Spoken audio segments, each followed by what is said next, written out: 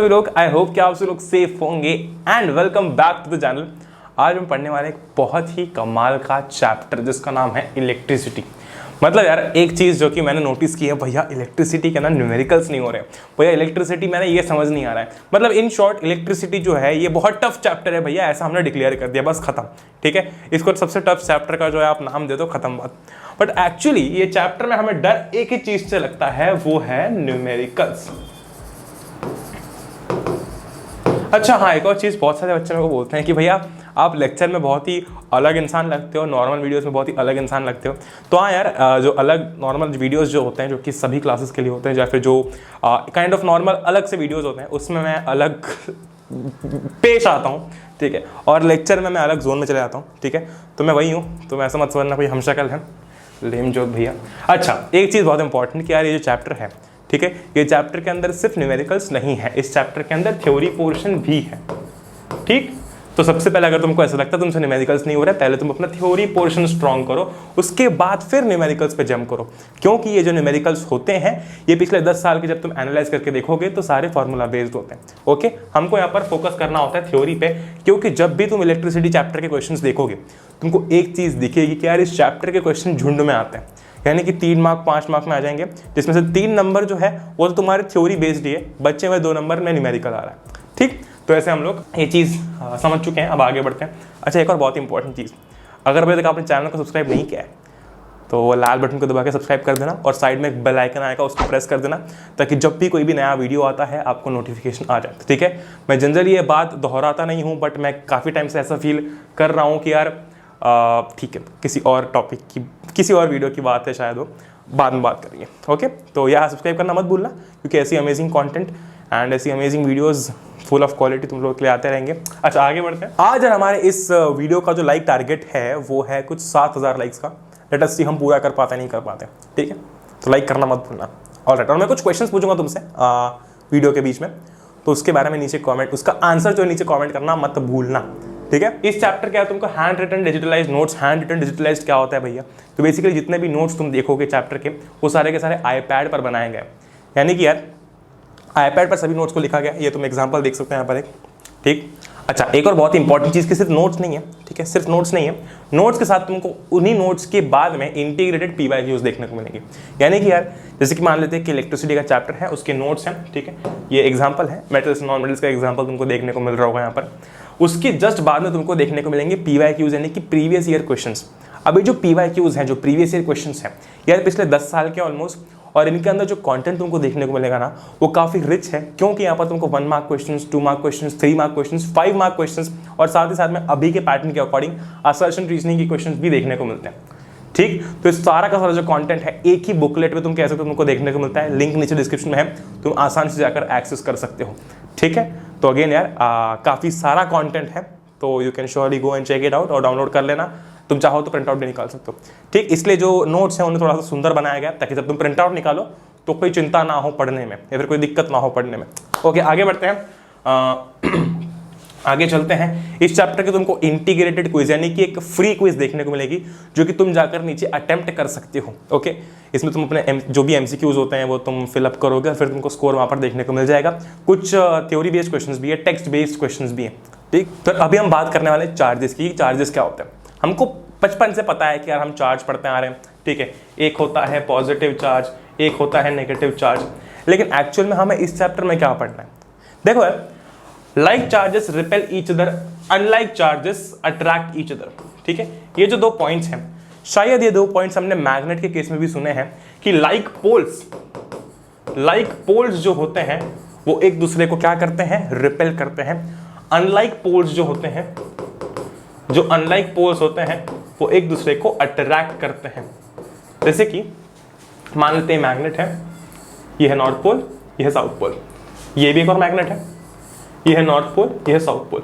इन दोनों मैग्नेट्स के बीच में क्या होगा? इन दोनों मैग्नेट्स के बीच में होगा रिपल्शन। क्यों? क्योंकि दोनों लाइक पोल्स, नॉर्थ पोल दोनों एक जैसे पोल पास में है। सिमिलरली अगर साउथ पोल और साउथ पोल पास में होते हैं तो क्या होगा? इस केस में भी क्या होने वाला है? रिपल्शन होने वाला है। इस केस में भी क्या होने वाला है? रिपल्शन होने वाला है। क्यों? क्योंकि दोनों लाइक पोल्स, एक जैसे पोल्स पास में हैं। लेकिन अगर मैं कुछ ऐसा अरेंजमेंट कर दूं कुछ ऐसा अरेंजमेंट कर दूं कि भाई साहब नॉर्थ पोल और साउथ पोल पास में आ जाए, तो क्या होगा, अनलाइक पोल्स, है ना, अनलाइक पोल जो है वो पास में आ जाएंगे। इसका क्या मतलब है, इसका ये मतलब है कि दोनों अलग अलग पोल जो है वो पास में है, वो एक दूसरे को अट्रैक्ट करेंगे। सिमिलरली चार्जेस के केस में भी सेम ही केस होता है, ठीक है, चार्जेस के केस में भी सेम केस होता है। क्या होता है, ये पॉजिटिव चार्ज, ठीक, एक और पॉजिटिव चार्ज, दोनों पॉजिटिव है यानी कि दोनों एक जैसे हैं, तो ये क्या करेंगे, एक दूसरे को रिपेल करेंगे, एक दूसरे से दूर भागना चाहेंगे। तो यहां पर देख सकते हो, ठीक, दोनों कैसे चार्जेस है, पॉजिटिव चार्जेस हैं, लाइक चार्जेस है, तो दोनों एक दूसरे से दूर भागना चाहेंगे। सिमिलरली अगर मैं इसको हटा के दो नेगेटिव चार्जेस पास में लेके आता हूं, ये दोनों कैसे चार्जेस हैं, ये दोनों भी अनलाइक, ये दोनों भी लाइक चार्जेस हैं, ये दोनों भी लाइक चार्जेस हैं, ओके। तो ये क्या करेंगे, एक दूसरे को रिपेल करेंगे। देख लो यहाँ पर, ये नेगेटिव चार्जेस है, दोनों एक दूसरे को रिपेल कर रहे हैं। वही बारी है ना, वही बारी है। मुझे माफ़ करना, थोड़ा सा भैया को माफ़ कर देना। क्यों माफ़ कर देना, क्योंकि यार मेरा गला ख़राब है, तो अगर मैं ज़्यादा तेज़ बोलूँगा तो मैं खांसूँगा, ठीक है। तो बीच में तुमको जो कट दिख रहे हैं बार बार, वो कट एक्चुअली मैं खांस रहा हूँ उसके, ठीक है, ग्रेट। अच्छा, तो हमने बात कर ली, पॉजिटिव पॉजिटिव अगर है, पॉजिटिव पॉजिटिव अगर है तो क्या होगा, रिपल्शन होगा, क्या होगा, रिपल्शन होगा। नेगेटिव नेगेटिव अगर है तो भी रिपल्शन होगा। लेकिन अगर भैया पॉजिटिव और नेगेटिव पास में आ गए तो क्या होगा, एक ये रहा पॉजिटिव, एक ये रहा नेगेटिव। जब ये दोनों पास में आ गए तो होने वाला है अट्रैक्शन। तो क्या होने वाला है, अट्रैक्शन, है कि नहीं, ग्रेट। क्यों, क्योंकि ये दोनों अनलाइक चार्जेस हैं, अलग अलग चार्जेस हैं, एक जैसे नहीं है। एक पॉजिटिव है तो दूसरा नेगेटिव है, या फिर एक नेगेटिव है तो दूसरा पॉजिटिव है, ठीक, ग्रेट। मान लेते हैं कि न्यूट्रल है, कोई चार्ज ही नहीं है, उस केस में कुछ नहीं होगा, ना अट्रैक्शन होगा ना रिपल्शन होगा। ये वाला केस है, और जैसे कि हमने बात की थी अट्रैक्शन वाली, ये केस है। अच्छा, अब यार हम नेक्स्ट पॉइंट की बात करने वाले हैं। अब नेक्स्ट पॉइंट क्या है, तो नेक्स्ट पॉइंट की जब हम बात करने वाले हैं, तो यार ये एक ऐसा पॉइंट होता है जो कि हमको कभी कभी समझ नहीं आता, तो हम रट लेते हैं, charge is quantised, Q is equals to N E, बात खत्म। नहीं, ये बहुत आसान है, ये हद से ज्यादा आसान है। इसको हम डेली लाइफ में फॉलो करते हैं, ये इतना आसान है। मान लो कि आप एक शॉपकीपर हो, ठीक है, हमारी दुकान है, मस्त दुकान है हमारी, ओके। एक लड़का आया सामने से, बच्चा है छोटा सा, है ना, उसने वो क्या करा, उसने मुझे बोला कि भैया मुझे चॉकलेट्स चाहिए, उसको चॉकलेट चाहिए थी। मेरा सबसे पहला सवाल क्या होगा, कितनी चॉकलेट चाहिए, ठीक है, कितनी चॉकलेट चाहिए। वो बताएगा उसकी तरफ से, नहीं मुझे 10 चॉकलेट चाहिए, ठीक। इसका ये मतलब है कि क्वांटिटी का हमें एक महत्व पता चल रहा है यहाँ पर, क्या सामने वाले को चॉकलेट चाहिए कितनी है। मान लो कोई एप्पल खरीदने जा रहा है, वो जो रहता है ना कि Ramu went to the market and wants to buy 100 mangoes, पता नहीं क्या करता 100 मैंगोज का, लेकिन क्वांटिटी, राइट। वैसे ही यार, वैसे ही अभी सब भूल जाओ जो हमने अभी तक सुना, याद रखो, लेकिन अभी इस कॉन्टेक्स्ट में भूल जाना, ठीक। एक इलेक्ट्रॉन पर, ठीक है, जब मैं बात करता हूं सिर्फ एक इलेक्ट्रॉन की, ऐसा एक इलेक्ट्रॉन उठाओ, है ना, और उससे पूछो तेरे पे चार्ज कितना है, वो बोलेगा मेरे पे चार्ज है 1.6 इंटू 10⁻⁻19 कूलम। वो बोलेगा मुझ पे चार्ज है 1.6 इंटू 10⁻⁻19 कूलम, ठीक है। अच्छा, अब यार मुझसे कोई आके ये पूछता है कि मुझे ये बता कि इस रिमोट के अंदर कितना चार्ज होगा, या फिर इस रिमोट पे कितना चार्ज है, ठीक है। अंदर तुम बोलोगे भैया सेल है इसके अंदर, मेरे को क्या बता, रिमोट, ठीक है, रिमोट, चलो रिमोट भी छोड़ दो, कोई और, अच्छा ठीक है, पेन लेते हैं, ओके। इस पेन पे कितना चार्ज होगा, ओके। तो हमको क्या करना है यार, हमको अगर ये पता चल जाए कि इस पेन के अंदर कितने नंबर ऑफ इलेक्ट्रॉन्स हैं, तो हम उसको इससे मल्टीप्लाई करके क्या कर सकते हैं, इसका चार्ज फाइंड आउट कर सकते हैं। क्यों, क्योंकि Q is equals to N into E, where N is the number of electrons। अब आ रही है समझ में, मतलब सीन कुछ ऐसा है कि यार हमें अभी ये पता चल गया है, and E here stands for charge on 1 electron, E here stands for charge on 1 electron, ठीक। तो अगर हमें चार्ज फाइंड आउट करना है, हमें क्या करना पड़ेगा, हमें बस इतना पता होना चाहिए कि जिस भी बॉडी का हम चार्ज फाइंड आउट कर रहे हैं उसमें नंबर ऑफ इलेक्ट्रॉन्स कितने हैं, दूसरा, ठीक है, दूसरा हमको एक चीज तो पता ही है, क्या, कि चार्ज ऑन 1 इलेक्ट्रॉन कितना होता है, ठीक है। अब मुझे कोई आगे पूछता है ना, कि बता मुझे कि इस पेन पर चार्ज कितना है ना, तो मैं क्या करूंगा, मान लो, इमेजिन कर लो, ऐसे तो बहुत सारे इलेक्ट्रॉन्स होते हैं, लेकिन तुम इमेजिन कर लो कि इस पेन के अंदर 1.5 लाख इलेक्ट्रॉन्स है, ठीक है। कितने इलेक्ट्रॉन्स हैं, 1.5 लाख इलेक्ट्रॉन्स, ठीक, इसका क्या मतलब हुआ, 1.5 लाख इलेक्ट्रॉन्स है, इसका क्या मतलब हुआ कि नंबर ऑफ इलेक्ट्रॉन्स 1.5 लाख है, तो मैं n की जगह पर लिख दूंगा 1,50,000, इमेजिन कर लो। ठीक है, ग्रेट। अब मुझे क्या फाइंड आउट करना है, अल्टीमेट मेरा गोल है ये फाइंड आउट करना कि इस पेन पे चार्ज कितना है। ठीक, E कितना है, 1.6 इंटू 10⁻⁻19 कूलम। ठीक है, ग्रेट। जब मैं n इंटू ई करूंगा, यानी कि जब मैं n को e से मल्टीप्लाई करूंगा तो क्या होने वाला है, मेरे पास में आंसर आ जाएगा Q, खत्म बात। ठीक, Q is equal to NE, बस हमको इतना ही पता होना चाहिए। सारा खेल है क्वांटिटी का। जैसे कि हमने देखा कि यार हमको अगर फाइंड आउट करना है कि इस पेन पे चार्ज कितना है, सिंपल सी बात, हमको बस इतना पता होना चाहिए कि नंबर ऑफ इलेक्ट्रॉन्स कितना है। ठीक, अच्छा, तो भैया n क्यों लगाया, अब जरूरी नहीं है ना कि सारी बॉडीज में सेम नंबर ऑफ इलेक्ट्रॉन्स हो। ठीक है, इसलिए एक n लिख दिया वहां पर कि भाई साहब अपने हिसाब से तुम चेंज कर लेना। ठीक है, हो सकता है हमें किसी और बॉडी का चार्ज फाइंड आउट करना हो, किसी और चीज का चार्ज फाइंड आउट करना हो। ठीक है, तो हर केस में नंबर ऑफ इलेक्ट्रॉन्स तो वेरी करेंगे ना, लेकिन चार्ज ऑन एक इलेक्ट्रॉन तो सेम ही रहेगा, चार्ज ऑन 1 इलेक्ट्रॉन तो सेम ही रहेगा। यानी कि ठीक है, तुम मानो कि Q है प्राइस, ठीक, Q है प्राइस और N है क्वांटिटी। ठीक, Q है प्राइस और N है क्वांटिटी। Okay, great. या फिर छोड़ो, Q को प्राइस मत मानो, रुको, Q को प्राइस मत मानो, तुम Q को मानो टोटल प्राइस, है, Q को मानो टोटल प्राइस। ओके, और E, ये जो E लिखा हुआ है यहां पर, ओके, ये जो E लिखा हुआ है यहां पर, इसको मानो प्राइस, और ये जो N लिखा हुआ है इसको मानो क्वांटिटी। अब मान लो हम मार्केट जाते हैं, मार्केट गए और हमें चाहिए 10 एप्पल, है ना, एक एप्पल की प्राइस मान लो कि 5 रुपए है, तो क्या एक एप्पल की प्राइस चेंज होगी, नहीं होगी, वो तो उतनी रहेगी। डिपेंड करेगा कि हम कितने एप्पल ले रहे हैं। अगर हम 10 एप्पल लेते हैं, ठीक है, तो हमको कितना पे करना पड़ेगा, 50 रुपए। ठीक, तो यहां पर देखो यार, मान लो कि अगर हम 20 एप्पल ले रहे हैं, हमको पे करना पड़ेगा 100 रुपए। यानी कि क्या चेंज हो रहा है, क्वांटिटी चेंज हो रही है और टोटल प्राइस चेंज हो रही है, लेकिन प्राइस पर एप्पल, एक एप्पल की प्राइस चेंज नहीं हो रही।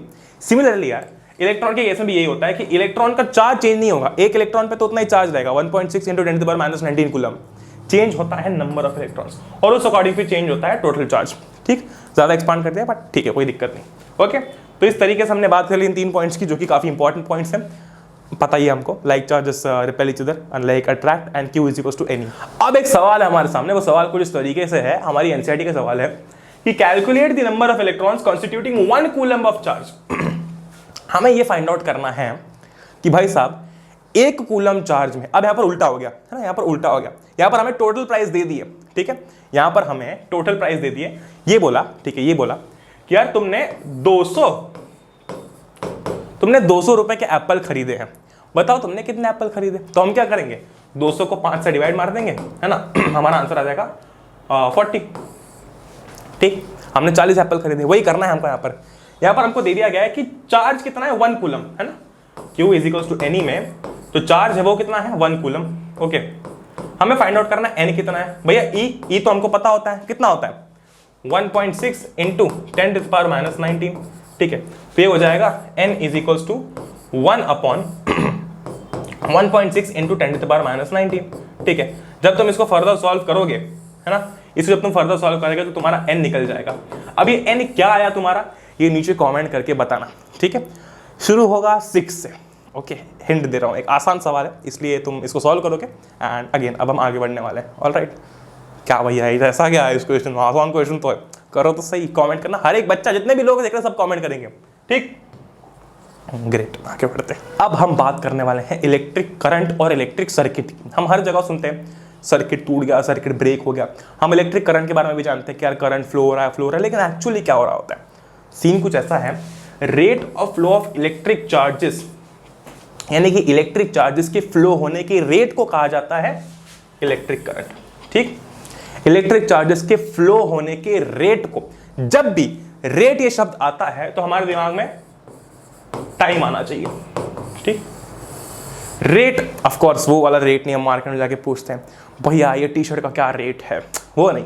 ठीक है, ये रेट है टाइम के रिस्पेक्ट वाला rate, rate of flow of electric charges. ठीक है, इज कॉल्ड इलेक्ट्रिक करंट। अब इसका एक फॉर्मूला भी होता है, ठीक है, जो हम आगे पढ़ने वाले हैं। ओके, जो हम आगे पढ़ने वाले हैं। अब सोचो तुम, जब रेट लिखा हुआ है तो फॉर्मूला के अंदर कहीं ना कहीं टाइम तो आएगा ही, सही, बिल्कुल सही है, टाइम आएगा। ओके, अच्छा भैया rate of flow of electric charges बोला है, चार्ज बोला है, तो कहीं ना कहीं क्यू भी आएगा। 1 कूलम ऑफ चार्ज है कि नहीं, तो क्यू भी आएगा। हाँ बिल्कुल सही बोल रहे हो, क्यू भी आएगा। आगे देखते हैं, ठीक है।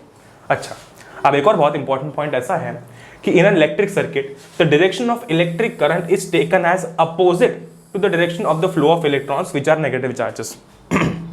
सीन कुछ ऐसा है कि मान लो कि करंट जो है वो इलेक्ट्रॉन जो है वो इस डायरेक्शन में फ्लो हो रहा है, ठीक है, ठीक है। तो जो करंट है, इलेक्ट्रिक करंट, वो इस डायरेक्शन में फ्लो होगा।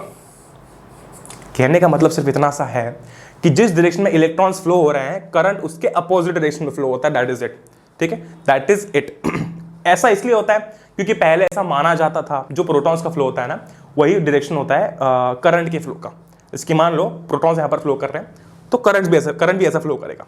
लेकिन बाद में पता चला कि प्रोटॉन्स तो फ्लो करते ही नहीं है, फ्लो तो इलेक्ट्रॉन्स करते हैं, ठीक है। तो उसका बदलने की जगह उल्टा बोल दिया गया कि भाई साहब अगर मिट जा भाई, अगर इलेक्ट्रॉन्स इधर जा रहे हैं तो करंट इधर फ्लो हो रहा है, ठीक, ग्रेट।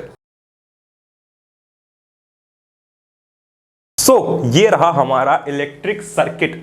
कुछ इस तरीके से आपका इलेक्ट्रिक सर्किट दिखता है ना। ये बिल्कुल बेसिक सर्किट है, इसमें और कुछ नहीं है, बेसिक सर्किट है, बिना झंझट वाला सर्किट है। यहां पर आपका बल्ब है, ठीक है। हमारे घर पे भी यार हमको ट्यूबलाइट जलती हुई दिख रही है, अगर हमने बल्ब लगा रखा है तो बल्ब जलता हुआ दिख रहा है, तो एट द एंड हमको बाहर जो दिख रहा है वो है बल्ब, लेकिन अंदर एक ऐसा पूरा सर्किट है ना। हमको स्विच दिखता है और हमारा बल्ब दिखता है, बीच का जो सर्किट है हमको नहीं दिख रहा है क्योंकि वो छुपा हुआ है वायरों के बीच में, ठीक है। वैसे यार यहाँ पे देखो, ये रहा स्विच और ये रहा बल्ब, ओके, है कि नहीं, ग्रेट। ये पावर सोर्स वगैरह वगैरह वगैरह, ये तो खैर बेसिक सर्किट जो हम बनाते हैं। हमारे घर का सर्किट बड़ा होता है काफी। अब बेसिकली ये क्या है, यहाँ पर ये रहा पावर सोर्स या फिर सेल, ठीक है, this is a power source और सेल। नाम में लिखा है सोर्स, पावर का सोर्स, ठीक, ग्रेट। यहाँ पर स्विच इन ऑफ पोजीशन, ठीक है। बेसिकली अगर तुमको नहीं दिख रहा तो मैं तुमको यहाँ पर इतना पोर्शन रीड्रॉ करके दिखाता हूँ। ये कुछ ऐसा है, this is your switch in of position, okay, और ये आपका बल्ब है। अच्छा, ये स्विच ऑफ पोजीशन में क्यों है, ध्यान से अगर देखोगे तो यहाँ पर कनेक्टिविटी नहीं है ना। ये वाला पॉइंट है ना, और ये वाला पॉइंट जो है, अगर मैं दूसरा कलर यूज करता हूं तो ये वाला पॉइंट और ये वाला पॉइंट कनेक्टेड नहीं है, कनेक्टिविटी नहीं है। और जब कनेक्टिविटी नहीं होती है तो कोई चीज फ्लो कैसे कर सकती है ना, कोई चीज फ्लो कैसे कर सकती है। मान लो, ठीक है, मान लो अगर ऐसा कुछ होता, ठीक है, अगर यहाँ पर एक गाड़ी है, यहाँ पर एक गाड़ी है, और अगर ये ब्रिज है, ठीक है, this is a bridge, okay. अब इस गाड़ी को इस वाले पोर्शन से यहाँ वाले पोर्शन पे जाना है, बीच में ब्रिज टूटा हुआ है, तो क्या वो जा सकती है, नहीं जा सकती, ठीक है, नहीं जा सकती। क्यों, क्योंकि बीच में रास्ता ही नहीं जाने के लिए, कनेक्टिविटी नहीं है। सिमिलरली करंट यहां से आया, अब यहां से जाएगा कहां पे, जाएगा कहां पे, हवा में तो निकल नहीं जाएगा, ऐसे पुश नहीं निकलेगा ना, उसको जाने के लिए कनेक्टिविटी चाहिए। अच्छा, अगर कनेक्टिविटी चाहिए तो इसका ये मतलब है भैया कि अगर ये स्विच ऑन पोजीशन में आ गया, यानी कि अगर ये स्विच कुछ ऐसी पोजीशन में आ गया तो ये आपका स्विच ये कनेक्ट हो गया यहां पर, यस, ठीक, तो करंट फ्लो करेगा, हाँ बिल्कुल करेगा। क्यों, क्योंकि अब कनेक्टिविटी है, ये रही कनेक्टिविटी। यहां पर तो कनेक्टिविटी ही नहीं थी, जब कनेक्टिविटी नहीं थी तो फ्लो कैसे करता, ठीक है।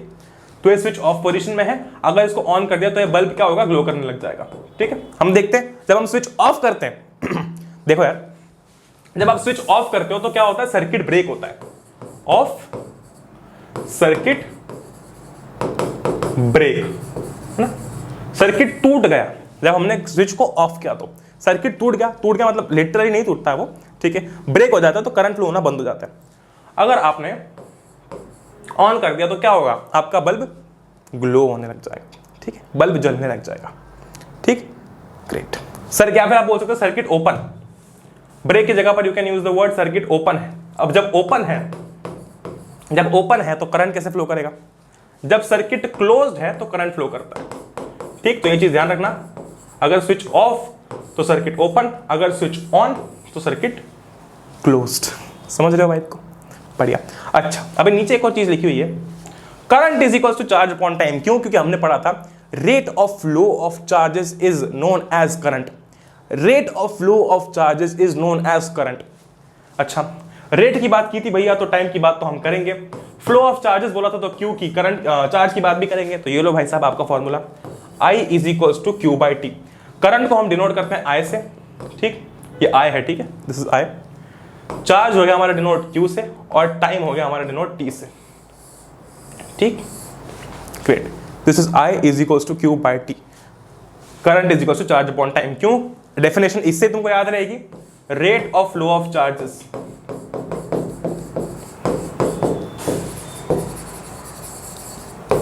ओके, अब जैसे कि हम किसी भी चीज के बारे में पढ़ते हैं, है ना, तो हम उसकी SI यूनिट की बात करते हैं। यहां पर भी यार SI यूनिट है करंट की, क्या है? एम्पियर। तो हमने सबसे पहले क्या पढ़ा कि current is rate of flow of charges, definition में ही आपका फॉर्मूला आ गया। दूसरा, SI यूनिट जो होती है वो होती है एम्पियर, जिसको A से डिनोट करते हैं, AMPERE, ठीक है, SI यूनिट होती है एम्पियर। वही बारी है, ग्रेट, ऑल राइट।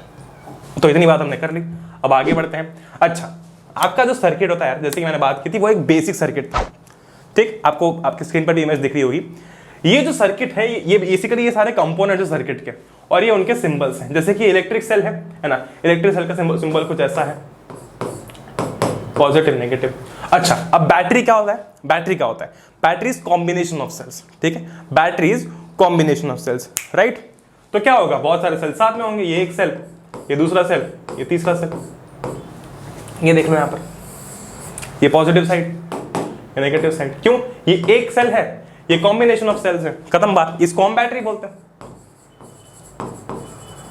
फिर उसके नीचे तुम देख पा रहे हो प्लग की, या फिर तुम कह सकते हो कि स्विच, जो कि ओपन है। यहां पर है ये ब्रैकेट है, ब्रैकेट के अंदर कुछ भी नहीं है। जब ब्रैकेट के अंदर कुछ भी नहीं है तो वो क्या है?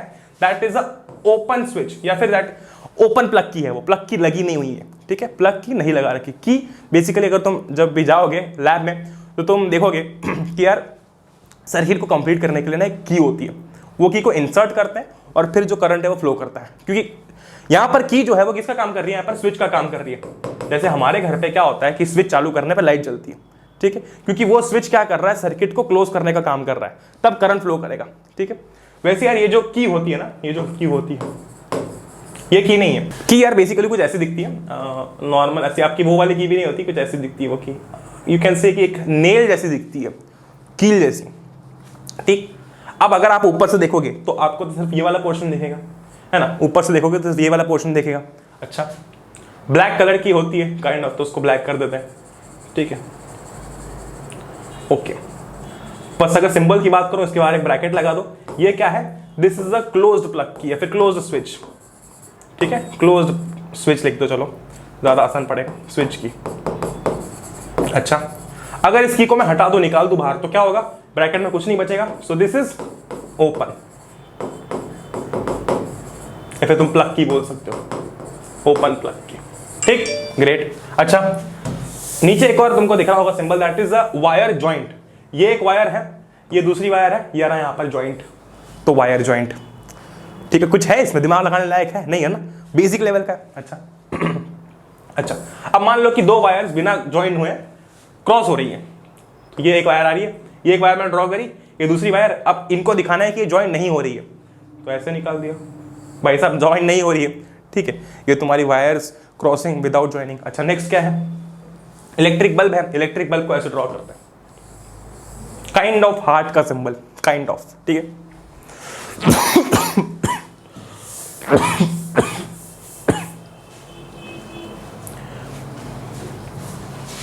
फिर नीचे रजिस्टर ऑफ रेजिस्टेंस आर, यानी कि रजिस्टर, एक रेजिस्टेंस को हम कैसे ड्रॉ करते हैं? ऐसे, ये आपका रेजिस्टेंस का सिंबल है, ठीक, ये आपका रेजिस्टेंस का सिंबल है। अब वेरिएबल रेजिस्टेंस की बात करते हैं कि वेरिएबल रेजिस्टेंस क्या होता है।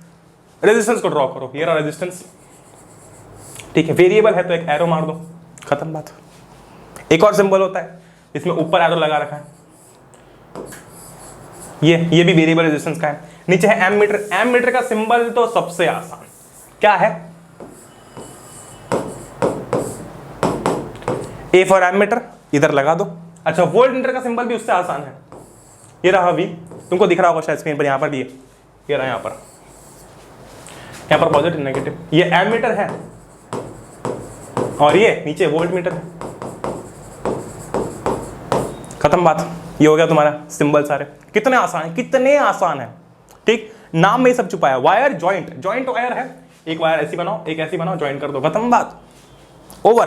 ठीक, आगे बढ़ते हैं। अब हमारे बात करने वाले हैं पोटेंशियल डिफरेंस की। यहां से आपके मेन फॉर्मूला स्टार्ट होते हैं। हमने दो फॉर्मूलाज पढ़ लिए हैं, ठीक है, रिकॉल करते रहना। पहला था Q is equal to NE, दूसरा था I is equal to Q/T। ठीक है, ये दो मेन फॉर्मूलाज हमने पढ़ लिए। अब आगे हम पढ़ने वाले हैं पोटेंशियल डिफरेंस के बारे में। अच्छा, एक चीज मैं तुमको बताऊं तो पोटेंशियल डिफरेंस के बारे में मैंने बहुत ही डिटेल में यार इलेक्ट्रिसिटी के एक लेक्चर में बात की। वो तुम कह सकते हो कि मैंने काफी डिटेल में तुमको समझाया कि पोटेंशियल क्या होता है और पोटेंशियल डिफरेंस क्या होता है। ठीक है, मैं लिंक कर दूंगा नीचे, तुम जाकर वो चेकआउट कर सकते हो, क्योंकि उसमें मैंने काफी देर लगा के वो समझाया है। ठीक, ग्रेट। ये जो पोटेंशियल डिफरेंस है, अभी हम समझते हैं कि एक्चुअली मुद्दे का क्या है जो हम पढ़ते हैं इस चैप्टर के अंदर। वो कुछ ऐसा है कि it is the work done in moving unit charge from one point to another, यानी कि यूनिट चार्ज को, ठीक है, एक पॉइंट से दूसरे पॉइंट पर ले जाने में जो हमको काम करना पड़ रहा है। ठीक, जब आपको एक पॉइंट से दूसरे पॉइंट पर ले जाने के लिए जो काम करना पड़ रहा है, दैट इज पोटेंशियल डिफरेंस। अच्छा, तो इसमें यार चार्ज की बात हो रही है, ध्यान से सुनना अभी मेरी बात को। फॉर्मूला कैसे याद रख सकते हो?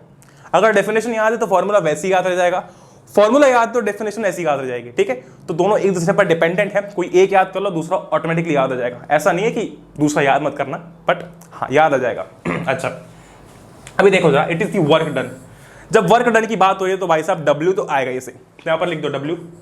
Okay, in moving unit charge, charge की बात हो रही है तो चार्ज भी आएगा।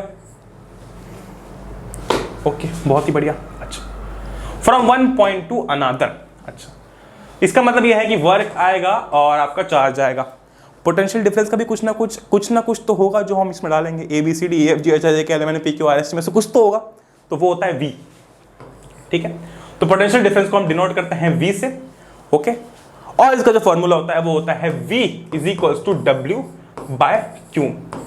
यानी कि अब देखो जरा, potential difference is the work done in moving a unit charge from one point to another. खत्म बात। ये आपका मेन फॉर्मूला है। ठीक है, वापस देख लो, वापस देख लो, क्या देखना है देख लो। मैं ही बोल रहा हूं वापस देख लो, मैं ही पूछ रहा हूं क्या देखना है। वाह भैया वाह।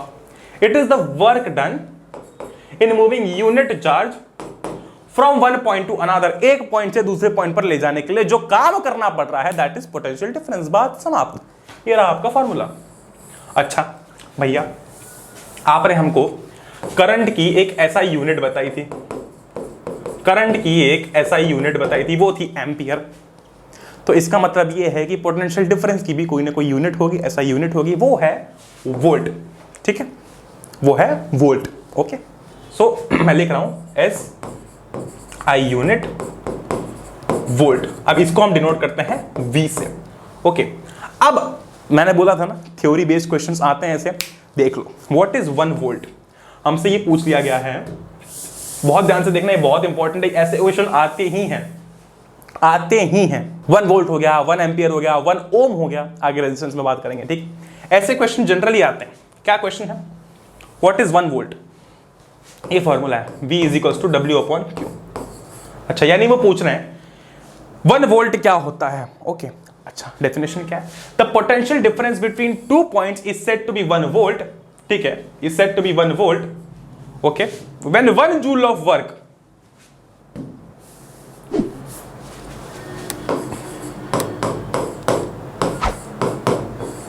हमको पता है वर्क की SI यूनिट जूल, चार्ज की SI यूनिट कूलम। ठीक है, जब सब SI यूनिट के फॉर्म में लिखा जा रहा है तो हमारा ये कर्तव्य बनता है कि हम फॉर्मूला में सारी चीजों को SI यूनिट में लिख दें। ओके, तो देख लो जरा, 1 वोल्ट द पोटेंशियल डिफरेंस। अब देखो क्या लिखा हुआ है, the potential difference between 2 points is said to be 1 volt if 1 joule of work, यानी कि ऊपर वर्क लिखा हुआ है, 1 joule of work is done in moving 1 coulomb of electric charge from 1 point to another. ये 1 वोल्ट कुछ नहीं है, बस दिमाग के साथ खेला जा रहा है हमारे। क्या? अच्छा, 1 volt is the potential difference. 1 volt is the potential difference between 2 points, है ना? When 1 joule of work, जब 1 जूल का वर्क, 1 जूल का वर्क किया जा रहा है टू मूव, किसको मूव करने के लिए? 1 कूलम के चार्ज को मूव करने के लिए फ्रॉम 1 पॉइंट टू अनदर। ठीक, 1 volt is the potential difference when 1 joule of work is done to move a charge of 1 coulomb from one point to another. हो सकता था कि यहां पर हमारा कुछ और आंसर भी है, ठीक है, हमें न्यूमेरिकल ऐसे तो सॉल्व करने होते हैं, हमें वर्क दे देंगे, हमें दे देंगे चार्ज कितना है और पूछेंगे पोटेंशियल डिफरेंस क्या है। यहां पर उन्होंने ऐसा यूनिट के फॉर्म में सब दे दिया, बोल दिया कि यार 1 वोल्ट डिफाइन करके बताओ क्या होता है। तो 1 वोल्ट कब आंसर आएगा, 1 वोल्ट आंसर कब आएगा पोटेंशियल डिफरेंस, जब 1 जूल का काम किया जा रहा है to move 1 coulomb of charge, खत्म बात। ठीक, ऐसे ही आप एक बार मुझे नीचे कमेंट करके बताओ कि 1 एम्पियर कैसे डिफाइन करेंगे, 1 एम्पियर कैसे डिफाइन करेंगे, I is equal to Q by T. 1 ampere कैसे डिफाइन करेंगे बताओ, आसान है, क्या होता है 1 एम्पियर डिफाइन करना है, 1 कूलम ऑफ चार्ज। देखो बताओ मुझे नीचे कमेंट करके। ओके, आगे बढ़ते हैं, खत्म बात, आगे बढ़ते हैं। ये ओम्स लॉ है, okay, this is Ohm's law. Another important formula is going to be added in your notebook right now. इतनी इंग्लिश आज के लिए बहुत है, क्या क्या लिखा है देख लो। Ohm's law states that electric current flowing in a conductor, electric current flowing in a conductor is directly proportional to the potential difference across the ends of the conductor.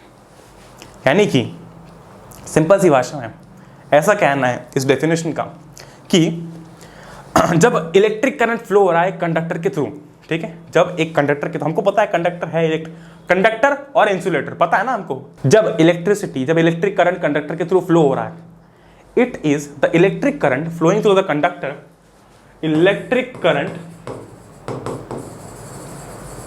Flowing through a conductor is directly proportional, ये वाला sign, directly proportional to the potential difference across the ends of the conductor. अच्छा, उसके आगे भी कुछ है, provided temperature and other physical conditions remain constant. Again मैं समझा रहा हूं तुमको, Ohm's law क्या स्टेट कर रहा है, Ohm's law states that electric current flowing in a conductor is directly proportional to the potential difference across the ends, provided temperature and other physical quantities remain constant. Temperature और दूसरी जो भी physical quantities होती है ना, वो सारी अगर कांस्टेंट है तो ये सही है। ओके, यहां पर तुम ग्राफ भी देख सकते हो, ठीक है, बिल्कुल स्ट्रेट लाइन आ रही है, क्यों, क्योंकि डायरेक्टली प्रोपोर्शनल है। आई आगे लिखा हुआ है, शायद लिखा भी होगा, मैं दिखा दूंगा तुमको, is directly proportional to we.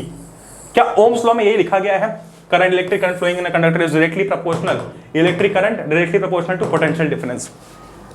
आगे एक और चीज, जब भी तुम डेफिनेशन लिखो, ये बहुत इंपॉर्टेंट है कि तुम ये भी लिखो, provided that temperature and other physical conditions remain constant, ठीक है, ये कंडीशन है, ठीक है, ये लिखना जरूरी होता है। Okay, great. तो डेफिनेशन के according I is directly proportional to V, यानी कि जो करंट है it is directly proportional to the potential difference across the ends of the conductor. ठीक, अच्छा, अब यार हमको एक फॉर्मूला चाहिए, ठीक है, ये सबसे हमारा काम नहीं चलेगा। अगर हमको फॉर्मूला चाहिए तो हमको बीच में इज इक्वल टू लाना पड़ेगा, यानी कि इस प्रोपोर्शनलिटी के साइन को हटाने के लिए हमको एक कांस्टेंट की जरूरत पड़ेगी, इतना हमको पता है, ठीक, बचपन से हम पढ़ते आ रहे हैं कि अगर एक प्रोपोर्शनलिटी का साइन है, अगर इसको हटाना है तो हमें कांस्टेंट की जरूरत पड़ेगी, हमें एक कांस्टेंट की जरूरत पड़ेगी। अच्छा, वो कांस्टेंट होता है यार आपका, वो कांस्टेंट यार आपका होता है, एक सेकंड,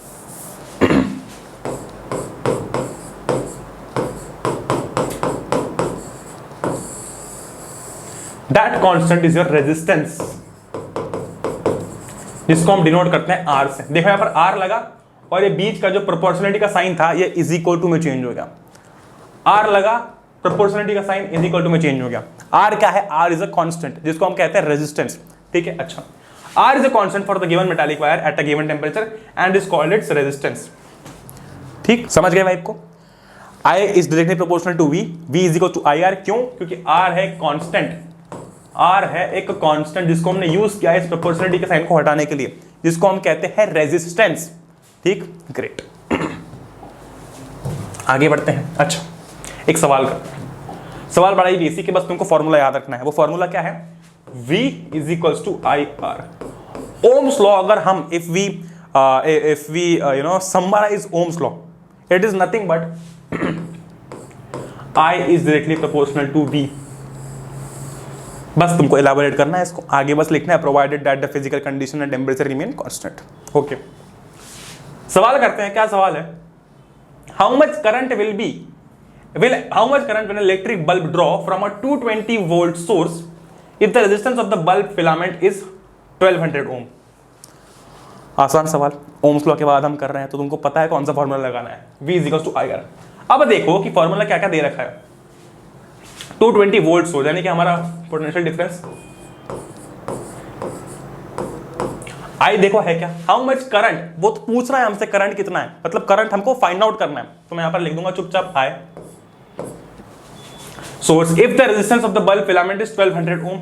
अगर आपका जो रेजिस्टेंस है वो 1200 ओम है तो R की जगह पर लिख देंगे 1200, बस I कितना हो जाएगा 220 अपॉन 1200। तब इसको हम सॉल्व करेंगे तो आपका आंसर आ जाएगा। अच्छा इसको जब तुम सॉल्व करोगे, बहुत ही इंपॉर्टेंट चीज है कि जो भी आंसर आए इसके आगे एम्पियर लगाना, इसकी SI यूनिट लगाना बहुत इंपॉर्टेंट है। ये क्वेश्चन मैंने इसलिए ऐड किया है कि जब तुम आंसर लिखो, ठीक है, लेटर से तुम्हारा इसका आंसर आया, अभी इसको सॉल्व कर लेना, जो भी तुम्हारा आंसर है, लेटर से पॉइंट में आंसर आएगा, 0.7 आंसर आया मान लो, ठीक है, 0.7 आंसर आता है, आगे लगाना A यानी कि एम्पियर। SI यूनिट लगाना इंपॉर्टेंट दो कारणों से है। पहला, उसके बिना ये आंसर अधूरा है, और दूसरा इसके नंबर भी कट सकते हैं। ठीक, ओके, तो ये हमारा सिंपल सा क्वेश्चन था। अब हम आगे बढ़ेंगे, आगे प्रस्थान करेंगे। अच्छा 0.18 एम्पियर आंसर है इसका, अगर तुम्हारा सही आया है तो हम सब ठीक। अच्छा आगे बढ़ते हैं, रेजिस्टेंस की बात करते हैं। ओ हो हमने यार अभी तक बात कर ली है कि चार्ज क्या होता है, like charges, unlike charges, Q is equals to N E. उसके बाद में करंट की बात कर ली। अब इसके बाद फिर हमने बात की थी पोटेंशियल डिफरेंस की, हमने बात की ओम्स लॉ की, I is directly proportional to V, V is equals to IR। बहुत बढ़िया। तो अब यार इस फॉर्मूला में V is equals to IR में हमको पोटेंशियल डिफरेंस के बारे में पता है, करंट के बारे में भी पता है, लेकिन रेजिस्टेंस के बारे में हमें इतनी जानकारी नहीं है। तो उस रेजिस्टेंस के बारे में हम लोग जानकारी अभी लेने वाले हैं। ठीक ये देखो रेजिस्टेंस होता क्या है, कांस्टेंट की जगह लगा तो दिया, मतलब ये कांस्टेंट, चलो ले लो ये फॉर्मूला ये, बट होता क्या है रेजिस्टेंस, बात करेंगे ना उसके बारे में। अच्छा, resistance is a property of a conductor due to which it resists the flow of electric current through it. Conductor की एक प्रॉपर्टी होती है जिसके चलते वो इलेक्ट्रॉन्स के फ्लो को अपोज करता है। ठीक है, जिसके चलते वो इलेक्ट्रॉन्स के फ्लो को अपोज करता है, फ्लो होने नहीं देता या फिर फ्लो को अपोज करता है, तुम कह सकते हो। जैसे कि मान लो ठीक है, तुम इस डायरेक्शन में चल रहे हो, इस डायरेक्शन में, ठीक है ना, मान लो तुम इस डायरेक्शन में चल रहे हो और हवा इस डायरेक्शन में चल रही है बहुत तेज, है ना, बहुत तेज।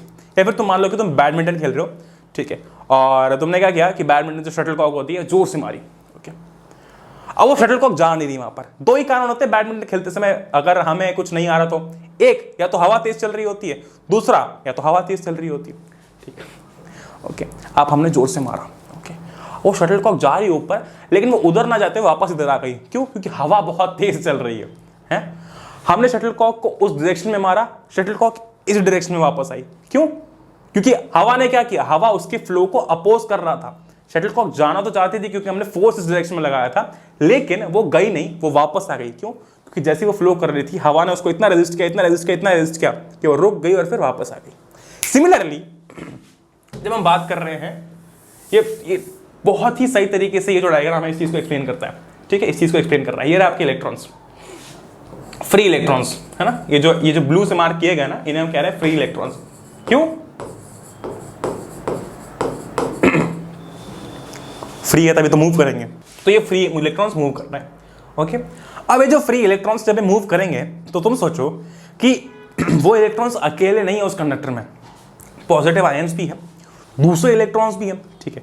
इन शॉर्ट इन इलेक्ट्रॉन्स का जो फ्लो है वो इतना आसान नहीं है क्योंकि वो अकेले नहीं है। जैसे कि हमको पता है, हम कोई भी चीज कुछ भी कर रहे हैं लाइफ में तो हर चीज में कंपटीशन होता है, हम अकेले नहीं है। सिमिलरली इन इलेक्ट्रॉन्स के फ्लो में भी कंपटीशन है, ये अकेले नहीं है, बहुत सारे बीच में तुम कह सकते हो कि अपोजिशन है जो कि इन्हें फ्लो नहीं करने दे रहे, ठीक, ग्रेट। तो ये होता है रेजिस्टेंस, सिंपल सी बात है भाई साहब। चार्ज क्या था, करंट क्या था, rate of flow of charges. अब जब हम चार्जेस की बात कर रहे थे तो हमको पता है कि भाई साहब जो इलेक्ट्रॉन्स है वो फ्लो कर रहे हैं। अच्छा, अब सोचो जो इलेक्ट्रॉन्स फ्लो कर रहे हैं वो आसानी से फ्लो नहीं कर पा रहे हैं, किसके कारण? रेजिस्टेंस के कारण। तो रेजिस्टेंस इलेक्ट्रॉन्स को ढंग से फ्लो नहीं होने दे रहा। अगर इलेक्ट्रॉन्स ढंग से फ्लो नहीं हो रहे तो इसका इफेक्ट किस पे पड़ेगा? करंट पे। क्या करंट और रेजिस्टेंस का कोई नाता होगा, कोई रिश्ता होगा? हाँ होगा, वही अभी हम पढ़ने वाले हैं। तुम सोचो अगर रेजिस्टेंस बढ़ गया अगर रेजिस्टेंस बहुत बढ़ गया है ना, काफी बढ़ गया, तो क्या होगा, अगर रेजिस्टेंस बढ़ गया तो इलेक्ट्रॉन्स का फ्लो कम हो जाएगा। क्यों? क्योंकि ये फ्लो ही नहीं कर पा रहे। फ्लो कैसे करेंगे जब इतना रेजिस्टेंस है, तो ये हार गए, हम नहीं फ्लो कर पा रहे, इलेक्ट्रॉन्स फ्लो नहीं कर पा रहे। जितना ज्यादा रेजिस्टेंस होगा उतना कम करंट फ्लो करेगा। क्यों? क्योंकि उतना ही कम इलेक्ट्रॉन्स फ्लो कर रहे हैं, सिंपल सी बात। ठीक, करंट की ऐसा यूनिट थी, पोटेंशियल डिफरेंस की ऐसा यूनिट थी, आपके रेजिस्टेंस की भी ऐसा यूनिट थी, जिससे हम कहते हैं ओम। इसको हम कहते हैं ओम, OHM, ओम। ठीक है, ये इसकी ऐसा यूनिट होती है जिसको हमें ध्यान रखना है। तुम अलग से एक शीट बनाओ, पेपर बनाओ, लेकिन सबकी ऐसा यूनिट याद रखो। ठीक है, पोटेंशियल डिफरेंस की वोल्ट है, करंट की एम्पियर है, रेजिस्टेंस की ओम है, ठीक है, चार्ज की कूलम है, हर चीज के ऐसा यूनिट प्लीज याद रखना। Okay, great. बात करें रेजिस्टेंस क्या होता है, it is a property of a conductor. देखो ये बहुत डिटेल टॉपिक्स होते हैं, अगर मैं तुमको बताऊं तो ये बहुत डिटेल टॉपिक्स होते हैं, काफी ज्यादा डिटेल टॉपिक्स होते हैं, लेकिन हम ऊपर ऊपर की सतह पढ़ते हैं, क्या बोलते हैं उसको, सरफेस के बारे में पढ़ते हैं, ऊपर की सतह, राइट। उसके बाद में जब हम, ऑफ कोर्स इसलिए तो हम, हमारी क्लासेस बढ़ती जाती है। 8th में शायद हमने थोड़ा सा ही पढ़ा था करंट क्या होता है, फिर 9th में थोड़ा सा और डीप पढ़ा, अभी 10th में और डीप पढ़ रहे हैं, 11th में और डीप पढ़ेंगे। ठीक, ग्रेट। जैसे कि हमने बात की थी 1 वोल्ट की, वैसे ही हम, जैसे कि तुमने 1 एम्पियर की अभी नीचे कमेंट करके बताइए, वैसे यार 1 ओम भी होता है। ठीक है, 1 ओम निकालने के लिए तुमको क्या करना है, सबसे पहले तो फॉर्मूला देखो, V is equal to I R. अच्छा, R is equal to V by I, हाँ है ना, हाँ। अच्छा, अब हमको पता है कि R ऐसा यूनिट ओम, V ऐसा यूनिट वोल्ट जिसको V से डिनोट करते हैं, I करंट ऐसा यूनिट एम्पियर। अच्छा, अब इधर इसको लेके आओ, 1 ओम की बात कर रहे हैं तो सबसे पहले पर 1 ओम लिख दो। अच्छा, जब इधर 1 है तो of course is equal to में 1 वोल्ट होगा और नीचे होगा 1 एम्पियर। तो फार्मूला तो हमको पता चल गया। अब हमको क्या लिखना है, बस इसी आपके इस इक्वेशन से आपको क्या करना है, डेफिनेशन लिखनी है। देखो अब कैसे लिखेंगे हम डेफिनेशन, जो मैंने लिख रखी है उसको मैच करके देखते हैं। ठीक है, 1 ओम इज डिफाइंड, ये तो बकवास होती है यहाँ तक की तो बकवास होती है जो कि हम ऐड करते हैं। ठीक है, मेन जो मसाला है वो यहाँ से स्टार्ट होता है। 1 ohm is defined as the resistance of a conductor with potential difference of 1 volt applied to the ends through which 1 ampere current flows. क्या था इसमें, पता है ना, इतना हमको पता है। 1 ohm is defined as a resistance, चलो यहां तक बकवास है, इसके आगे मेन मसाला शुरू हो रहा है। 1 ohm is defined as a resistance of a conductor, ऐसे कंडक्टर का रेजिस्टेंस है 1 ohm जिसके एंड्स में जिसके across the ends potential difference कितना है, 1 volt applied to the ends through which 1 ampere current flows, यानी कि 1 ओम 1 वोल्ट 1 एम्पियर। ठीक है, ये बीच का मसाला हमको बस बनाना होता है। ओके, तो 1 ohm is defined as the resistance of a conductor with a potential difference. 1 ohm कैसे कंडक्टर का रेजिस्टेंस है, ऐसे कंडक्टर का जिसके अक्रॉस, जिसके एंड्स के थ्रू कितना पोटेंशियल डिफरेंस है, 1 वोल्ट का, और जिसके थ्रू करंट कितना फ्लो हो रहा है, 1 एम्पियर का। 1 वोल्ट 1 ओम। ठीक है, करंट फ्लोज भी लिखाऊंगा कहीं ना कहीं यहाँ पर, हाँ ये रहा फ्लोज यहाँ पर है, पोटेंशियल डिफरेंस तो एंड्स भी कहीं ना कहीं होगा, ये रहा थ्रू द एंड्स। ये कुछ टर्म्स याद रखो, करंट फ्लो करेगा, potential difference across the ends, current flows, potential difference across the ends. ठीक है, 1 ओम रेजिस्टेंस, खत्म बात। सेंटेंस फॉर्मेशन करना है तुमको, और यहां पर मार्क कर देना, ये 1 वोल्ट, पोटेंशियल डिफरेंस, करंट, इतना ही देखा जाता है। ठीक, बहुत बढ़िया, आगे बढ़ते हैं, ये भी हमने बात कर ली। अब यार हम बात करने वाले हैं कि ये जो रेजिस्टेंस होता है, ठीक है, व्हाट फैक्टर्स अफेक्ट रेजिस्टेंस, की ये रेजिस्टेंस किन किन चीजों से परेशान है बेचारा, है ना, कौन से ऐसे फैक्टर्स है जो कि रेजिस्टेंस को दुख देते हैं, दर्द देते हैं। सबसे पहला तो है लेंथ। लेंथ अच्छा है, लेंथ दुख नहीं देता, लेंथ इसको प्यार करता है। ठीक है, और जो एरिया है वो उसको दुख देता है। कैसे, बताता हूं अभी मैं तुमको। लेंथ, जब हम लेंथ की बात कर रहे हैं, ठीक है, मान लो आपका एक कंडक्टर है, एक वायर है, ठीक है, उसकी लेंथ अगर हमने बढ़ा दी, है ना, लेट अस से कि ये क्या है, दिस इज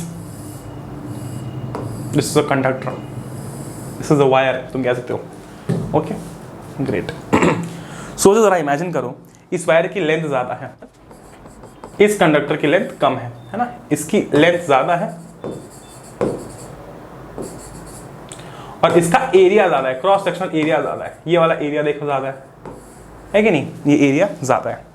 अब थोड़ा सा इमेजिन करो, है ना, ये कंडक्टर नहीं है, ये एक मार्केट है। ओके भाई साहब कुछ ज्यादा नहीं हो गया ये? मतलब कुछ भी। सोचो जरा, अगर एक बहुत लंबा मार्केट है, टनल टाइप एक मार्केट है ना, और अगर उसका एरिया बहुत कम है, बहुत छोटा सा एरिया है, तो तुम सोचो कितने सारे लोग होंगे अंदर, कितनी गड़बड़ हो जाएगी। मतलब लोग जो है वो आगे चल नहीं पाएंगे। क्यों? क्योंकि ऑलरेडी बहुत सारे लोग वहां पर हैं, प्लस हम गए वहां पर, तो अब क्या हो रहा है कि हम चलेंगे इससे टकराएंगे, चलेंगे इससे टकराएंगे, चलेंगे इससे टकराएंगे, तो अंदर रेजिस्टेंस बहुत ज्यादा है, हम कह सकते हैं। फ्लो करने के लिए जगह ही नहीं है, हमारा आसान फ्लो नहीं हो पा रहा, इजी फ्लो नहीं हो पा रहा, हम आसानी से चल नहीं पा रहे, हम चलेंगे कभी इससे टकराएंगे, कभी उससे टकराएंगे, कभी इससे टकराएंगे। क्यों? क्योंकि क्रॉस सेक्शनल एरिया बहुत कम है, बहुत छोटा सा एरिया है, लेंथ बहुत ज्यादा है। भले इतना बड़ा मार्केट है, वो बहुत बड़ा मार्केट है, लेकिन वो जो एरिया है ना वो बहुत कम है। तो जब मैं चल रहा हूं तो मैं 10 लोगों से टकरा रहा हूं। वहीं पर मान लो कि इसकी बात करते हैं, इस वाले मार्केट की बात करते हैं, ठीक है। यहाँ पर तुम देखोगे क्रॉस सेक्शनल एरिया बहुत ज्यादा है, ठीक है। तो जब मैं इसमें एंटर करूंगा, भले ही इसमें और 10-15 लोग हैं, बट मैं आसानी से चल पाऊंगा। क्यों चल पाऊंगा? क्योंकि मेरा फ्लो आसानी से हो पा रहा है, क्योंकि एरिया ज्यादा है, क्रॉस सेक्शनल एरिया ज्यादा है, ठीक है। अब तुम मुझे मानो करंट, आप जो बोल रहे हो बहस के लिए, सुनने के लिए अच्छा है, लेकिन प्रैक्टिकल नहीं है, ठीक है। और अंदर जो लोग हैं उसको मानो रेजिस्टेंस, है ना, उसको मानो रेजिस्टेंस। अब देखो जरा, मैं अगर इस वायर में जा रहा था, अगर मैं इस मार्केट में जा रहा था, इस वाले, ठीक है, तो क्या था, मेरा आसानी से फ्लो नहीं हो पा रहा था। मैं यानी कि करंट, है ना, अब मुझे करंट से रिप्लेस कर दो, ठीक, मुझे करंट से रिप्लेस कर दो। तो जब लेंथ ज्यादा थी, जब लेंथ बहुत ज्यादा थी इस मार्केट की, तो मेरा आसानी से फ्लो नहीं हो पा रहा था, यानी कि करंट का आसानी से फ्लो नहीं हो पा रहा था। सोचो जरा, अगर करंट का आसानी से फ्लो नहीं हो पा रहा है, तो एक फैक्टर है जो कि इसको डोमिनेट कर रहा है, जो कि इसको जो है वो नीचा दिखा रहा है, वो है रेजिस्टेंस। मेरे ढंग से फ्लो नहीं होने का कारण क्या था? मैं जा रहा हूं, पहली बात तो लेंथ है ना, इतनी बड़ी लेंथ है, मेरे को जाने में इतना देर लग रहा है, पहली बात तो। दूसरा, मैं जब अंदर जा रहा हूं तो लोग बहुत सारे हैं, लोग यानी कि रेजिस्टेंस, लोग यानी कि रेजिस्टेंस, लेंथ एरिया कम है ना, मैं जा रहा हूं अंदर तो मैं लोग टकरा रहे हैं मुझसे, है ना, इसका मतलब रेजिस्टेंस ज्यादा है। तो ये रहा आपका पहला point, resistance is directly proportional to length. भैया आप तो बोल रहे थे करंट, मैं कह रहा था करंट ढंग से फ्लो नहीं हो पाएगा, मैं ढंग से जा पा रहा हूं अंदर, नहीं जा पा रहा हूं, तो करंट, मुझे करंट से रिप्लेस कर दो, ठीक है। वैसे ही करंट ढंग से फ्लो नहीं हो पाता। क्यों नहीं हो पाता?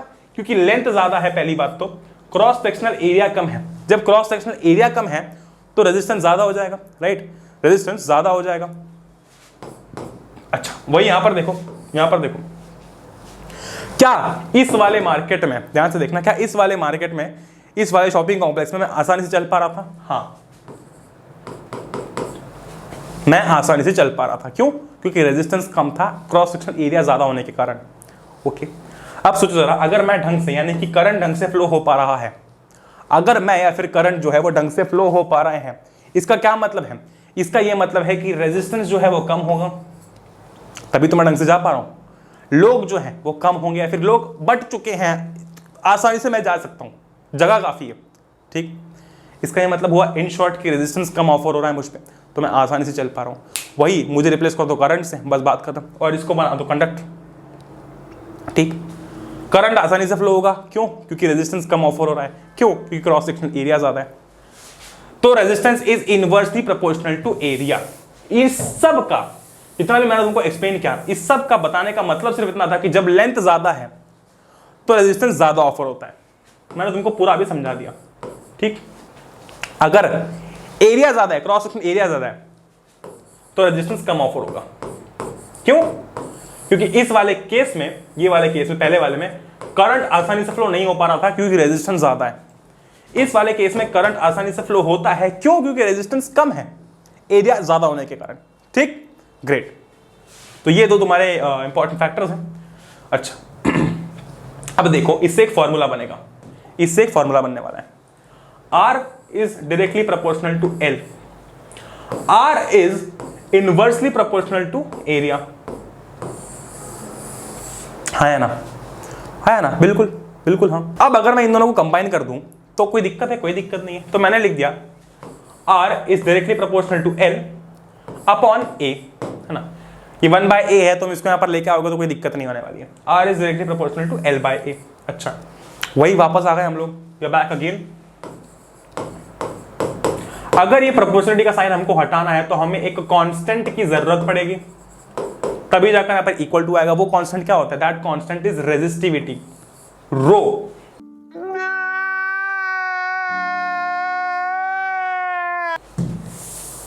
That constant is resistivity, R is equals to L/a।